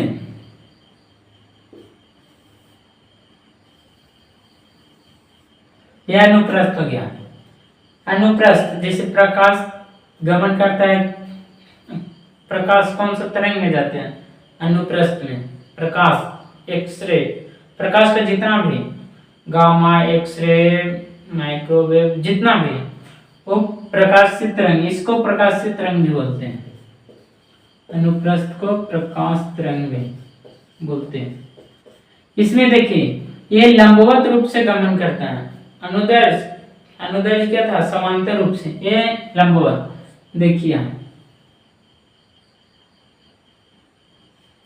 लंबवत रूप से यहां से गया, फिर आ गया, फिर नीचे, फिर ऐसे, यानी कि जैसे कि क्या चीज बोले, रस्सी लेते हैं ना, रस्सी, रस्सा, रस्सा लिए, दो पकड़े, दो आदमी, इधर भी इधर भी, एक आदमी इधर से ऐसे हिलाता है तो कैसे जाता है? उसका आकार देखिए, ऐसा ऐसा ऐसा हो रहा है या नहीं? वो रस्सी के हिला रहे हैं, रस्सी के हिला रहे हैं, तो कैसा लगता है ना कि एकदम ऐसा ऐसा ऐसा जा रहा है, ऐसा ऐसा जा रहा है ना, समझे ना? अनुप्रस्थ में ध्यान रखिएगा, इसमें एक कण नहीं जाता है, कण इसका नहीं जाता है। लेकिन समांतर में क्या है? समांतर में यही चारों आगे जा रहा था, यही चारों जा रहा था, फिर ये कंडेंस होकर इधर आ रहा था। इसमें कण का वितरण होता है, कण एक दूसरे से ट्रांसफर होता है। यह अनुप्रस्थ हो गया। ये क्षैतिज, क्षैतिज में क्या है? जैसे कि spring, spring tip top pen में स्प्रिंग होता है, टिप टॉप वाला होता है ना, इधर से टिप देती, इधर से निकल गया वो लिखने वाला, बुक की निकल गया, निब उसका लिखने, फिर टिपे तो अंदर घुस गया, तो ये टिप टॉप ओपन में यहाँ पे स्प्रिंग लगा रहता है, तो स्प्रिंग को निकाल के एक हाथ से पकड़िए, एक हाथ से पकड़ के थोड़ा खींच कर छोड़िए, क्या कहिए छोड़िए, ये हाथ से पकड़े रहिए, ये हाथ से पकड़ के छोड़िए, ऐसे खींच के छोड़िए, तो एकदम कैसे गमन करता है वो, उसका देखिए मूवमेंट, ये स्प्रिंग हो गया, तो यही लगेगा झन, यानी कि वो पूरा क्षैतिज रूप से गमन कर रहा है चारों ओर से, यानी कि जब ये ऊपर आता है, ये तरंग इस सतह पर चलता है, तो बिल्डिंग को ऐसे भी हिला देता है, ऐसे, ये बिल्डिंग है, ये बिल्डिंग मान लीजिए, ये सतह, तो बिल्डिंग को ऐसे ऐसे हिलाता है क्षैतिज रूप से, यानी कि क्षैतिज रूप से ये कैसा गमन करता है, ऐसा और ऐसा, यानी कि क्षैतिज रूप से हिला के, यही घातक होता है, यही गिराता है, क्या करता है, यही गिराता है। गति में देखा जाए तो सबसे पहले ऊपर कौन पहुंचेगा, पृथ्वी पे सर्वाधिक गति पी का है, तो पी पहुंचेगा सबसे, फिर उसके बाद एस का है, तो एस उसके बाद पहुंचेगा, ये दोनों उतना नुकसानदायक नहीं होता है, इससे ये ज्यादा नुकसानदायक है, इससे ज्यादा है, लेकिन ये सबसे पहले पहुंच रहा है, इसके बाद ये पहुंच रहा है, इसके बाद ये पहुंच रहा है एल, उसके बाद आर तरंग। बाबू देखो पी सबसे पहले पहुंच के बता देता है कि आ रहा है एल तरंग, गिराएगा ये, लेकिन कुछ नहीं करता है, पी तरंग सन निकल गया तुरंत निकलता है, कोई डैमेज नहीं, एस तरंग थोड़ा सा हिलाएगा, लेकिन एल तरंग अगर ज्यादा ताकत से आ गया, उसका तीव्रता ज्यादा है, तो पूरा इसी बिल्डिंग वाके करेगा, गिरा ही कर मानो एकदम पूरा ऐसे ऐसे, यही गिराते हैं। तो पहले चेतावनी दे देता है पी, फिर एस आ गया डबल चेतावनी, लेकिन ये थोड़ा बहुत ज्यादा झटका देता है, इसे नहीं सुनेगा तो थोड़ा ज्यादा झटका करके सुनाता है, इससे नहीं सुने आप घरवे में है आलसी रह के, तो ये तो कहेगा कि आप तो नहीं बख्शेंगे, पकड़ के बिल्डिंग में चाट देगा। फिर उसके बाद आर तरंग, ये दोनों सतह पे दिखता है, पृथ्वी के अंदर ये भी नहीं रहता और ये भी नहीं रहता, ये दोनों के प्रभाव से ये दोनों उत्पन्न होता है, पी तरंग और इस तरंग के प्रभाव से ही एल तरंग और आर तरंग उत्पन्न होता है। अच्छा तीव्रता मतलब ताकत, तीव्रता क्या, ताकत, इंटेंसिटी, कितना ताकत से आ रहा है, तो ये सबसे कम रहता है, इसका तो ताकते नहीं पी की, खाली गति लेके आ रहा है, तो इसका ताकत सबसे कम, यानी नुकसान सबसे कम पी तरंग करेगा, इस तरह इससे मतलब ज्यादा ताकत है, इससे ये ज्यादा नुकसान करेगा, एल तरंग इससे ये ज्यादा है, और ज्यादा नुकसान करेगा, फिर ए आर तरंग में एल से अधिक। स्वरूप क्या है इसका, अनुदैर्ध्य सॉरी माध्यम, एक सभी माध्यम में चल जाएगा, ठोस में भी, द्रव में भी, गैस में भी, सभी माध्यम में। इस तरंग नखड़ा है इसका, हम बोल रहे हैं कि हम खाली ठोस में जाएंगे, केवल ठोस में जाएंगे, एल तरंग ये भी केवल ठोसे में जाएगा, अगर इसको पानी मिल गया तो पानी पार नहीं करेगा, पानी को छुओ नहीं करेगा, पानी को छुओ नहीं करेगा। आर तरंग ये भी सभी में, यानी कि पी और आर ठोस में भी, द्रव में भी, गैस में, यानी कि सभी में पी तरंग आर तरंग सभी में। एस तरंग और एल तरंग केवल ठोस, एस तरंग एल तरंग केवल ठोस, दोनों बीच वाला केवल ठोस, दोनों आउटी केवल सॉरी सभी में। पी तरंग ये अनुदैर्ध्य, एस तरंग अनुप्रस्थ, एल तरंग क्षैतिज, आर तरंग मिश्रित। मिश्रित में क्या है, समुद्री लहर देखें, समुद्री लहर वो जिस तरह समुद्री लहर आता है ना, वही मिश्रित, जो आर तरंग से वैसे ही गमन करता है, समझ गए होंगे, समझ गया ना, कोई दिक्कत नहीं है, यही चीज हम अप्लाई करेंगे, इतना लिख लिए होंगे, नहीं तो थोड़ा स्क्रीनशॉट कर लीजिए। मिटाते हैं, इसके आगे देखते हैं, इसका उपयोग करते हैं पृथ्वी की आंतरिक संरचना के अध्ययन के लिए।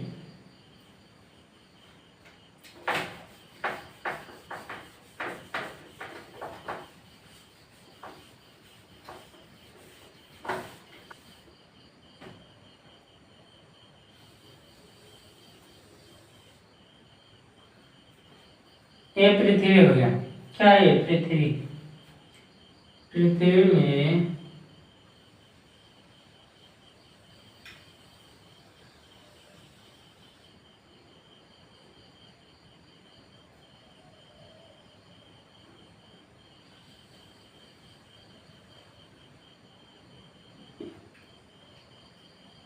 ये क्रस्ट,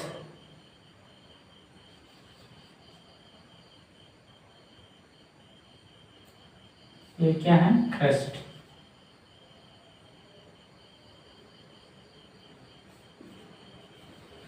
क्रस्ट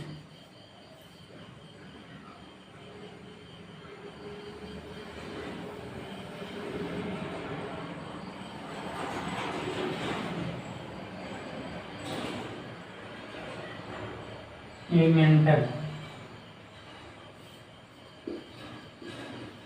मेंटल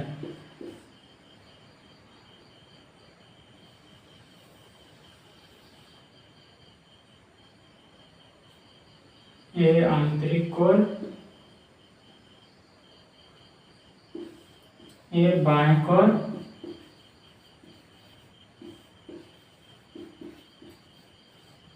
ये आंतरिक कोर।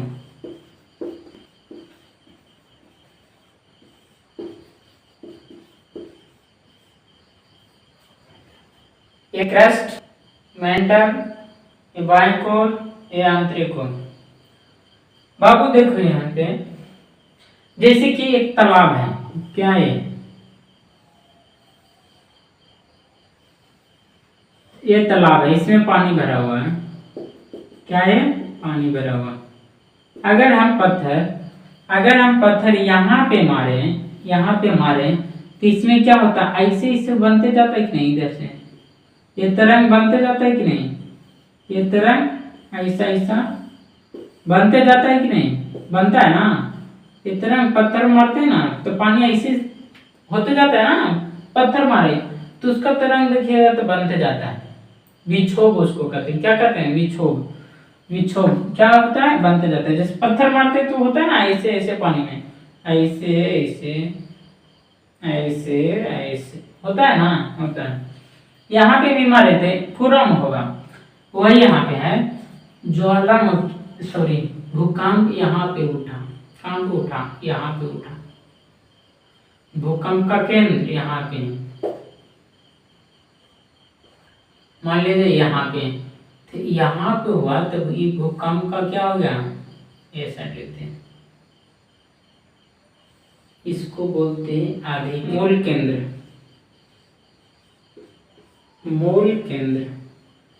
और यहाँ पे भूकंप की उत्पत्ति हो रहा, लेकिन ये झटका दिए यहाँ पे सबसे पहले। कहाँ पे झटका दिया? यहाँ पे। तो इसको क्या बोलेंगे? अधिक केंद्र। क्या बोलेंगे? अधिक केंद्र।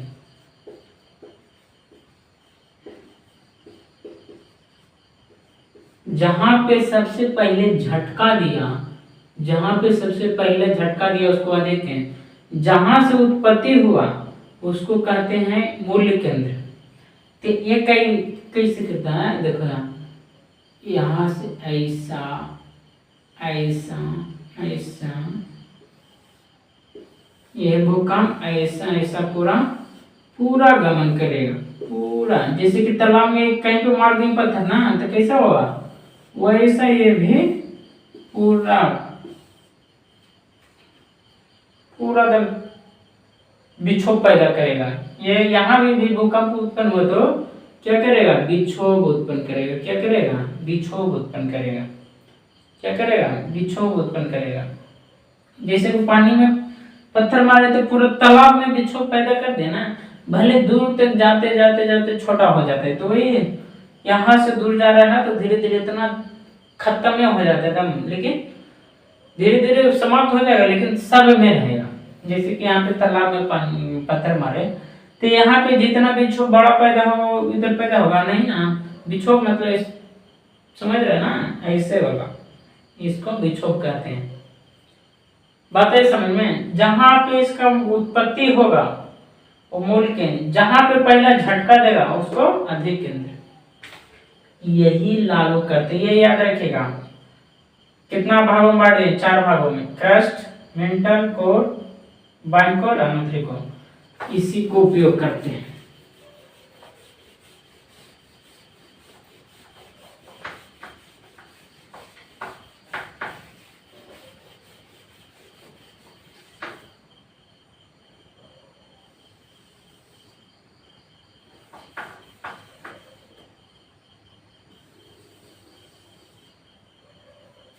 देखिए जैसे ये है,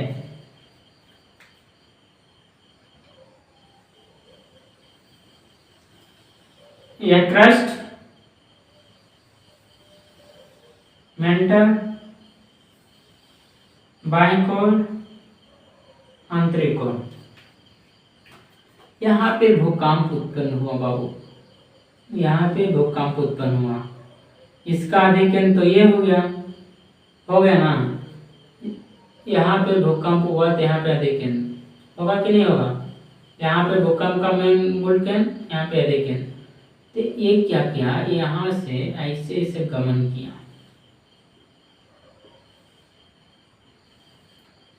क्या किया,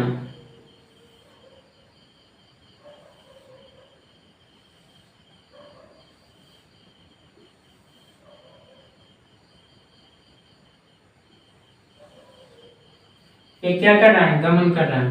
लेकिन देखा गया कि जब क्रस्ट मेंटल में ठीक है, लेकिन ये बाएं कोर में आया ना तो इसका गति दम कम हो गया। क्या हो गया, गति दम कम हो गया। गति कहाँ कम हो गया, गति कहाँ कम हो गया, बाएं कोर में कम हो गया। ये पी तरंग का है बाबू, गति क्या कम हो गया, बाएं कोर में गति दम कम हो गया। एक चीज ध्यान रखो कि भूकंपीय तरंग घनत्व अगर बदलता है तो उसका गति भी बदलता है। सबसे अधिक तेज किसमें जाएगा, ठोस में। ठोस में तो बहुत तेज, उससे कम तेज अर्ध ठोस में। अर्ध ठोस थोड़ा ग्रीस वाला, ग्रीस कैसे रहता है वैसे उसी को कहते हैं अर्ध ठोस। ग्रीस या जमल घी, जमा हुआ तो घी, पिघला हुआ नहीं, जमा हुआ घी या डालडा, वही अर्ध ठोस है। सबसे तेज ठोस में, उसके बाद अर्ध ठोस, उसके बाद द्रव, यानी कि द्रव में सबसे कम, गैस में नहीं के बराबर, गैस में नहीं के बराबर।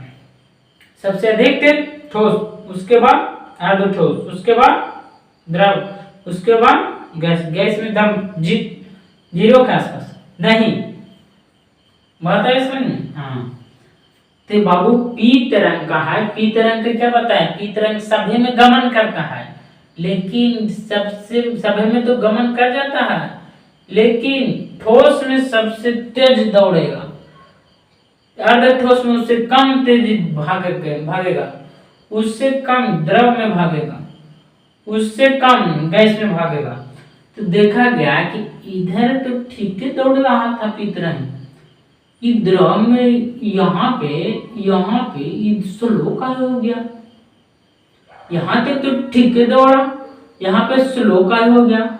और हम जानते हैं कि पृथ्वी के अंदर गैस तो नहीं है, गैस कैसे रहेगा, गैस रहेगा नहीं रहेगा, चाहे तो द्रव रहे, अर्ध ठोस रहे, ठोस रहे। यहाँ पे स्लो हो गया और यहाँ आया तो तुम फास्ट हो गया, यहाँ आया तो तुम पूरा फास्ट हो गया, पूरा एकदम फास्ट हो गया, बुलेट ट्रेन बन गया, यहाँ पे बुलेट ट्रेन बन गया। फिर यहाँ पे आया तो स्लो, वही है ना, वही है ना जी, बाएं पर है ना, तो ये भी वहाँ भी हो गया। फिर यहाँ गया तो बुलेट ट्रेन की तरफ फिर भाग रहा है, फिर भाग रहा है। अब देखा गया यार यहाँ से तो ठीक दौड़ रहा था, यहाँ पे एकदम स्लो कैसे हो गया। तो देखा गया ना कि ठोस में सबसे अधिक तेज दौड़ता है, उसके बाद अर्ध ठोस में दौड़ता है, सबसे कम द्रव में दौड़ता है, सबसे धीमा ये दौड़ा है, यानी कि यहाँ पर ही द्रव है। क्या है, द्रव है, यानी कि द्रवित अवस्था में है। ये पृथ्वी का बाएं कोर किस अवस्था में है? द्रवित अवस्था में। किस अवस्था में? द्रवित अवस्था में। यानी कि इससे पता चला कि पृथ्वी के बाएं कोर किस अवस्था में? द्रवित। और कहा कि सबसे तेज दौड़ा ये पूरा में यहाँ पे दौड़ा है, ये केंद्रवा में कोर में, आंतरिक कोर में दौड़ा सबसे तेज। यहूं से तेज दौड़ा, यहूं से तेज दौड़ा, यहूं से तेज दौड़ा, यहाँ तो दम सुपर पावर, दम ये तो जापान वाला बुलेट ट्रेन बन गया आंतरिक कोर में।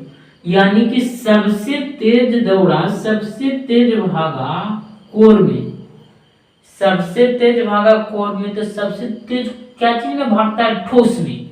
सबसे तेज जितना सघन ठोस होगा, जितना भारी ठोस होगा, सघन होगा, एकदम उठावे में उठा नहीं पा रहे हैं, छोटे चीज लेकिन बहुत भारी है, तो उसको कहते हैं कि बहुत घनत्व है, बहुत घनत्व है। तो वही यहाँ पे तो सबसे तेज दौड़ा, यानी कि यहाँ पे तो ठोस है, और ठोस में ही, ठोस तो क्रस्ट में भी है, तो हिंदू से तेज दौड़ा, यानी कि यहाँ पर ही घनत्व ज्यादा है। भूकंपीय तरंग की खासियत है, घनत्व अगर बढ़े रहेगा, ज्यादा रहेगा, बढ़ेगा घनत्व, तो उसका गति भी तेज। घनत्व ज्यादा तो गति भी ज्यादा, घनत्व ज्यादा तो गति भी ज्यादा, घनत्व कम तो गति भी कम। द्रव का घनत्व बहुत कम, तो भूकंपीय तरंग की गति भी कम, पी तरंग की गति भी कम। तो क्या समझ में आया? ये कोर में सबसे अधिक तेज इसका चाल है, गति है, यानी कि सबसे ठोस यानी सबसे ज्यादा घनत्व वाला कहाँ है? कोर में। सबसे ज्यादा घनत्व वाला पदार्थ कोर में। यहाँ पे सबसे स्लो गति है इसका, यानी कि ये द्रवित अवस्था में है। समझ में आया? अभी ये ठोस हो गया, क्रस्ट क्या है? ठोस यहाँ जा रहा है ना, जा रहा है तो द्रव नहीं है ना, नहीं है, द्रव तो ऐसा ही रहता, या तो ठोस है या तो अर्ध ठोस। क्रस्ट मेंटल में क्या है? या ठोस या अर्ध ठोस। एक और लेते हैं, इस तरह से ले लेते हैं, ये इस तरह का है बाबू।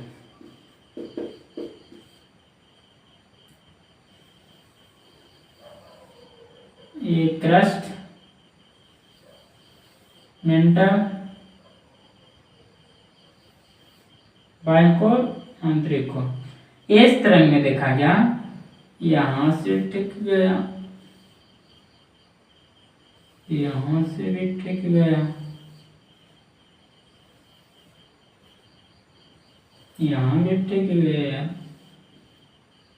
यहाँ भी बढ़िया, यहाँ भी बढ़िया।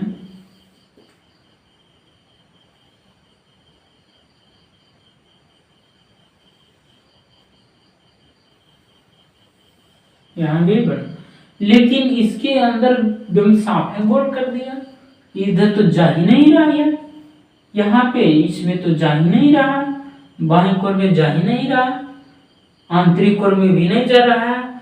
तो बाह्य कोर पार करेगा तब तो आंतरिक कोर में जाएगा, बाह्य कोर के तो पार करके ना आंतरिक कोर में जाएगा बाबू। समझ में आ रहा?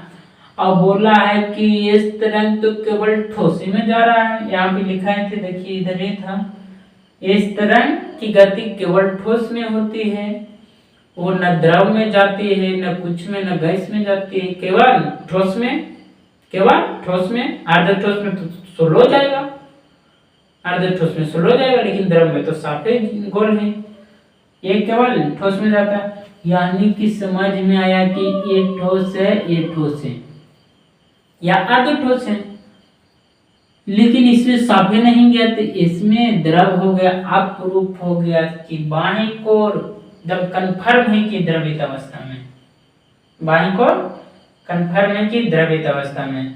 अभी तो सबसे सघन है, लेकिन ये तो ठोस में जाना चाहिए, लेकिन ये बाह्य कोर तो पार नहीं करने दिया कि हम द्रव में हैं, हमको पार करके जाओ, ये कहता है कि हम द्रव में जेबे न करबो, तो न जिमी तो जो, तो यहाँ अगर नहीं क्रॉस करेगा तो इसमें पहुंचेगा कैसे? नहीं, तो यह जानकारी ये दोनों का दिया, इसका भी जानकारी दे दिया कि है द्रव अवस्था में।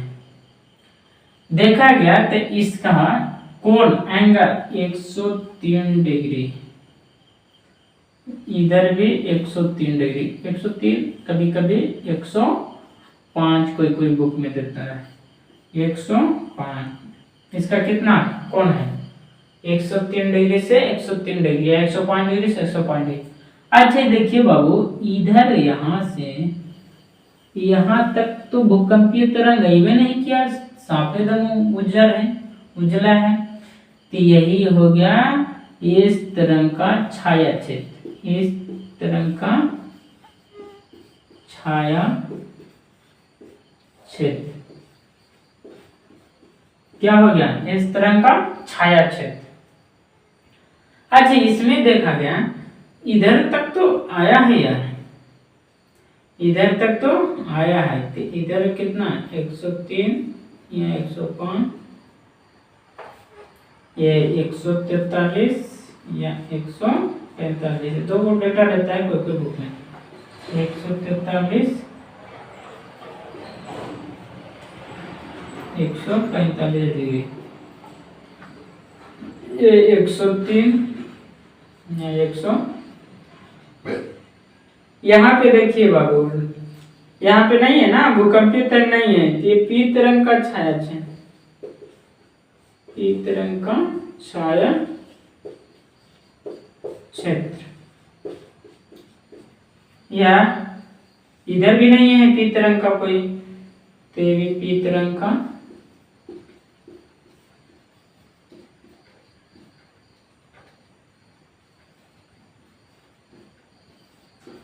कोई पूछेगा बाबू कि पी तरंग का छाया क्षेत्र कितना से कितना के बीच में, तो 103 डिग्री से 143 डिग्री कोण के बीच में, इधर भी इधर भी। लेकिन इस तरंग का 103 डिग्री तो 103 डिग्री। पी तरंग का छाया क्षेत्र बड़ा है बाबू कि इस तरंग का छाया क्षेत्र, इस तरंग का छाया क्षेत्र बड़ा है ना, बताया समझ में, इस तरंग का छाया क्षेत्र बड़ा है। अच्छा ये पी तरंग ऐसे ठीक हो गया, इधर जो छाया क्षेत्र है, इधर जो छाया क्षेत्र है ये बताते हैं, ठीक है। नेक्स्ट में बताएंगे। ये हो गया तो बोलिए एफ तरंग आर तरंग बताएंगे, ये नोट कर लिए।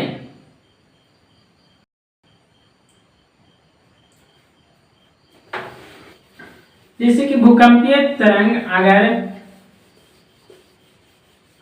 गमन करती है, जैसे कि भूकंपीय तरंग ठोस में, द्रव में, गैस में, कुछ में भी पी तरंग सभी माध्यम में गमन करती है। इस तरंग केवल ठोस में, एल तरंग केवल ठोस में, आर तरंग सभी माध्यम में। अगर इसमें घनत्व, जैसे कि कोई परत मिली है ना कि ज्यादा घनत्व होना, तो उसमें तेज भागेगा, फिर उससे कम घनत्व होगा।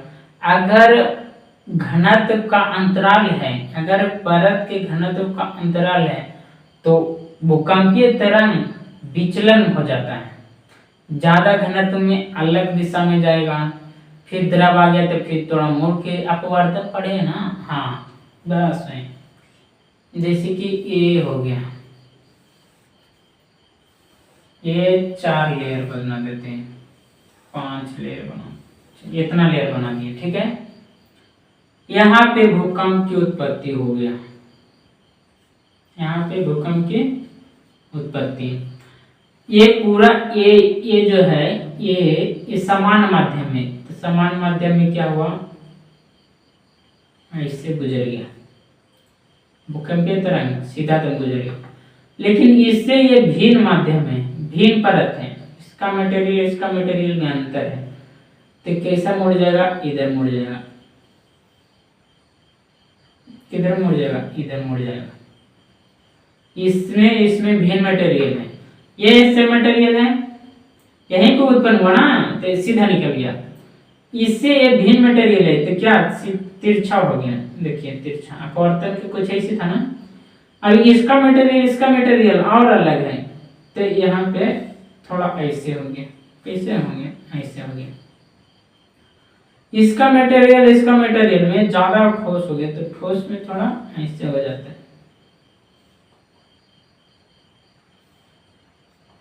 ऐसे हो गया। फिर ये आ गया, यहाँ पे अलग परत है, अलग मटेरियल का परत है, तो ऐसे हो गया।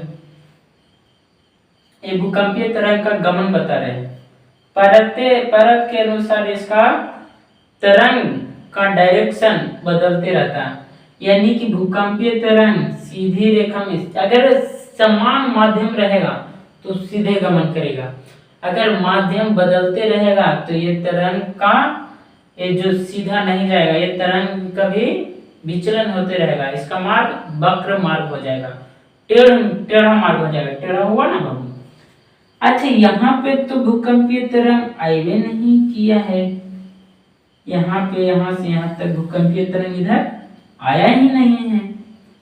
यहाँ से इसके बीच में आया नहीं, आया ना, तो नहीं आया, तो कुछ हो गया छाया छेद। क्या हो गया?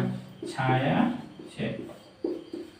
अच्छा, एक चीज आप बताए थे, एल तरंग और तरंग पृथ्वी के अंदर नहीं गमन करता, केवल सतह पे, केवल सतह पे, क्योंकि सतही तरंग है ना एल आर। तो एल तरंग और तरंग क्या करेगा? किधर से आया? नहीं आएगा। ओ बाबू, ये पी तरंग और एस तरंग से ही उत्पन्न होता है।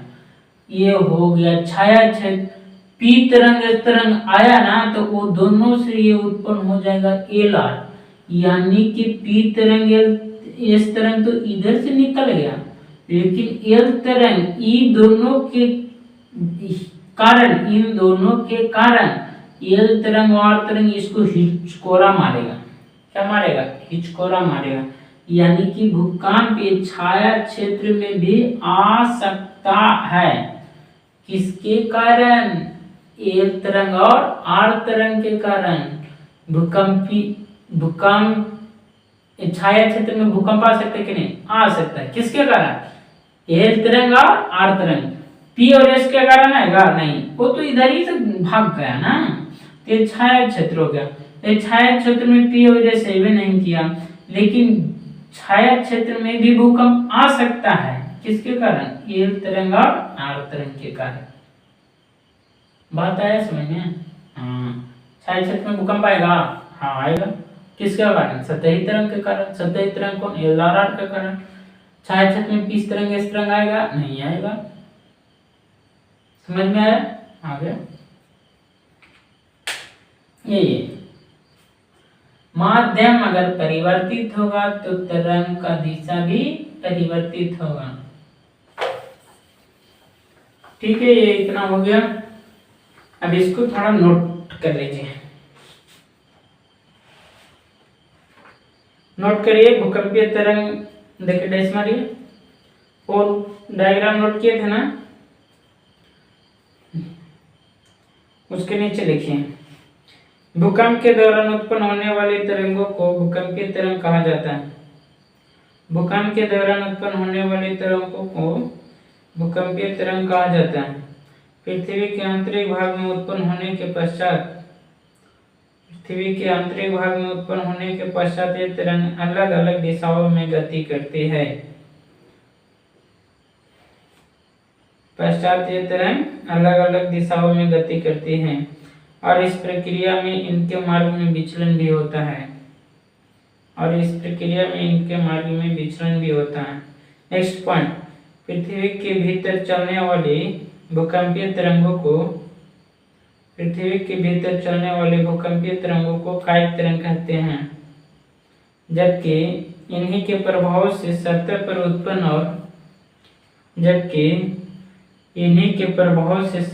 उत्पन्न और गतिशील तरंगों को सतही या धरातलीय तरंग कहा जाता है। नेक्स्ट पॉइंट, इन भूकंपीय तरंगों की कुछ समान विशेषताएं लगभग एक जैसी होती हैं। जैसे फर्स्ट पॉइंट में लिखे, समान माध्यम में इनकी गति का मार्ग सीधा होता है, जबकि माध्यम में परिवर्तन आने पर मार्ग में विचलन हो जाता है।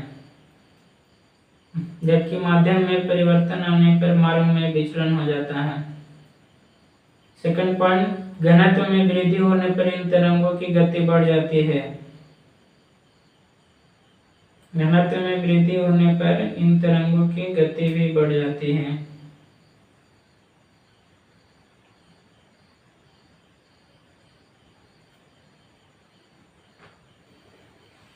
इन विशेषताओं के अलावा भूकंपीय तरंगों की अलग अलग विशेषताएं भी होती है। वो डायग्राम देख लीजिएगा, फर्स्ट में पढ़ लेते ना, तरंग, कायिक तरंग, सतही तरंग। कायिक तरंग में पी तरंग, एस तरंग, सतही तरंग एल तरंग, आर तरंग। गति पी का सर्वाधिक, एस का पी से कम, एल का एस से कम, आर का एल से कम। फिर तीव्रता पी का सबसे कम, एस का पी से अधिक, एल का एस से अधिक, आर का एल से अधिक। उसके बाद स्वरूप अनुदैर्घ्य, अनुप्रस्थ, क्षैतिज, मिश्रित। बता रहे समझ में। फिर माध्यम में सभी, पी में सभी, एस में केवल ठोस, एल में केवल ठोस, आर में सभी। वही डायग्राम यहाँ पे चिपका दीजिएगा, ठीक है। नोट में लिखिए, पी तरंगों की दिशा कणों की दिशा के समानांतर होती है। पी तरंगों की दिशा कणों की दिशा के समानांतर होती है। ये तरंगे आगे पीछे करते हुए ध्वनि तरंग की भांति व्यवहार करती हैं। ये तरंगे आगे पीछे करते हुए ध्वनि तरंग की भांति व्यवहार करते हैं। नेक्स्ट पॉइंट, इस तरंगों की दिशा कणों की दिशा के लंबवत होती है और ये प्रकाश तरंग की भांति व्यवहार करते हैं। नेक्स्ट पॉइंट, एल तरंगे क्षैतिज दिशा में गति करती हैं, जिससे कंपन का प्रभाव सबसे खतरनाक होता है। एल तरंग ऐसे हिलाता है ना, ऐसे। पी तरंग ऐसे, एक बार निकल गया। एस तरंग भी निकल गया तो निकल गया। ये एल तरंग ऐसे पकड़ कर ऐसे एकदम गिरा देता है बिल्डिंग। ये सर्वाधिक घातक है, पूछेगा तो। नेक्स्ट पॉइंट, आर तरंगे समुद्री लहरों की भांति गति करती हैं। नेक्स्ट पॉइंट, पृथ्वी के आंतरिक भाग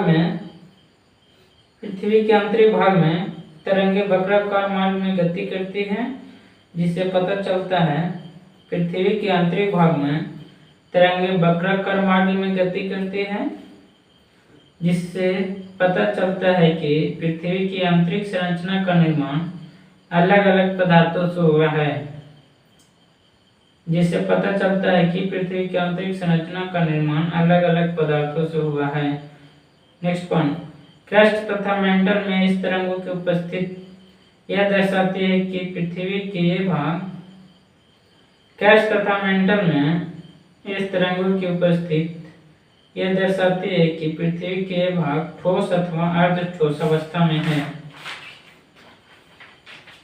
नेक्स्ट पॉइंट, बाहरी कोर में प्रवेश करने पर पी तरंगों की गति, बाहरी कोर में प्रवेश करने पर पी तरंगों की गति में कमी आ जाती है, जबकि इस तरंगे प्रवेश नहीं कर पाते हैं।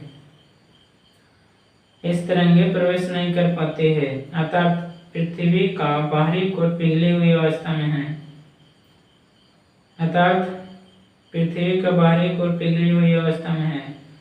जब पी तरंगे आंतरिक कोर में प्रवेश करती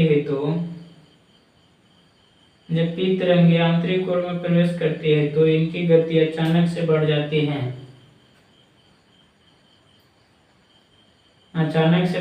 जिससे ज्ञात होता है कि पृथ्वी का आंतरिक कोर जमी हुई अवस्था में है। अर्थात ठोस अवस्था में है और यह पृथ्वी का सघनतम भाग है। नेक्स्ट पॉइंट, इस प्रकार भूकंपीय तरंगों पर आधारित अध्ययन पृथ्वी की आंतरिक संरचना का तार्किक और वैज्ञानिक वर्णन कर पाने में सक्षम है और इसमें पृथ्वी की आंतरिक संरचना का स्पष्ट विवरण प्राप्त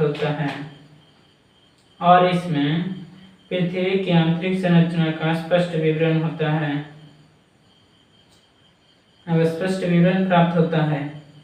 छाया क्षेत्र हेडिंग डालिए, उसमें लिखिए, पृथ्वी के जिस भाग में कायिक तरंगे उपस्थित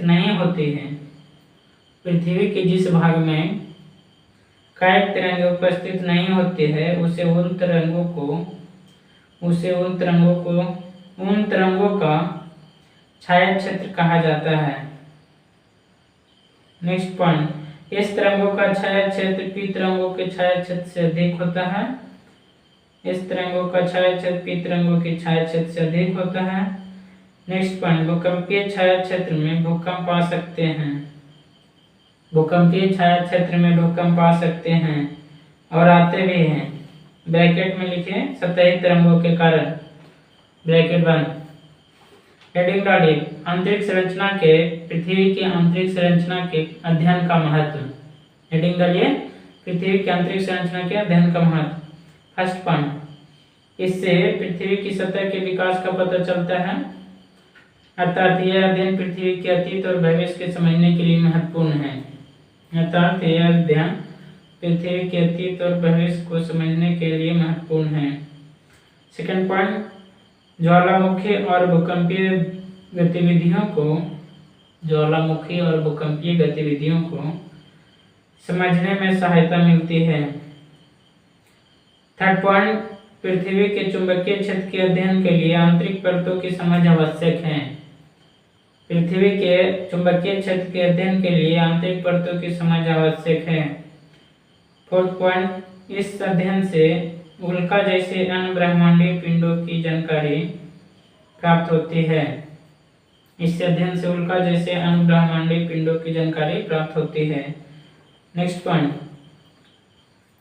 आंतरिक संरचना का अध्ययन, आंतरिक संरचना का अध्ययन पृथ्वी के वायुमंडल को समझने में भी सहायक है। आंतरिक संरचना का अध्ययन पृथ्वी के वायुमंडल को समझने में भी सहायक है। इससे पृथ्वी में उपस्थित खनिजों का पता चलता है। इससे पृथ्वी में उपस्थित खनिजों का पता चलता है। इस अध्ययन से भूतापीय ऊर्जा, जियोथर्मल एनर्जी के स्रोत का पता लगाना आसान हो जाता है। इस अध्ययन से भूतापीय ऊर्जा के स्रोत का पता लगाना आसान हो जाता है। ठीक है, ये कुछ पॉइंट इसमें आंतरिक संरचना के अध्ययन का महत्व में नहीं समझ में आ रहा होगा, जैसे कि आपको पृथ्वी के चुंबकीय क्षेत्र के अध्ययन के लिए आंतरिक परतों की समझ आवश्यक है। ये तो आ रहा हुआ बाह्य कोर के लिए बताए थे उसमें कि बाह्य कोर में द्रव्य है, द्रवित अवस्था में उसमें भारी पदार्थ धातुई मटेरियल है, पृथ्वी घूम रहा है तो हिलकुरा रहा है तो इलेक्ट्रॉन के प्रवाह हो रहा है, इलेक्ट्रॉन के प्रवाह से विद्युत धारा के प्रवाह, विद्युत धारा अगर प्रवाह करेगा तो उसमें चुंबक का गुण आएगा, जब चुंबक का गुण आएगा तो पूरा पृथ्वी में चुंबकत्व का गुण आएगा। वही है, पृथ्वी के चुंबकीय क्षेत्र के अध्ययन के लिए आंतरिक परतों की समझ आवश्यक है। फिर नेक्स्ट हो गया, इस अध्ययन से उल्का जैसे अन्य ब्रह्मांडीय पिंडों की जानकारी प्राप्त होती है। उल्का जैसे अन्य, जैसे कि जिस महाविस्फोटक सिद्धांत से पृथ्वी का निर्माण हुआ उससे सभी पदार्थों का निर्माण हुआ। अगर पृथ्वी का अध्ययन कर ले तो उल्का का भी अध्ययन कर सकते हैं ना, सिमिलर है थोड़ा। और फिर नेक्स्ट क्या हो गया, पृथ्वी, इससे पृथ्वी की सतह के विकास का पता चलता है। अर्थात यह अध्ययन पृथ्वी के अतीत और भविष्य को समझने के लिए महत्वपूर्ण है। तो समझ रहेंगे ज्वालामुखी और भूकंपीय गतिविधियों को समझने में सहायता, ये तो समझ रहेंगे। नेक्स्ट क्या है,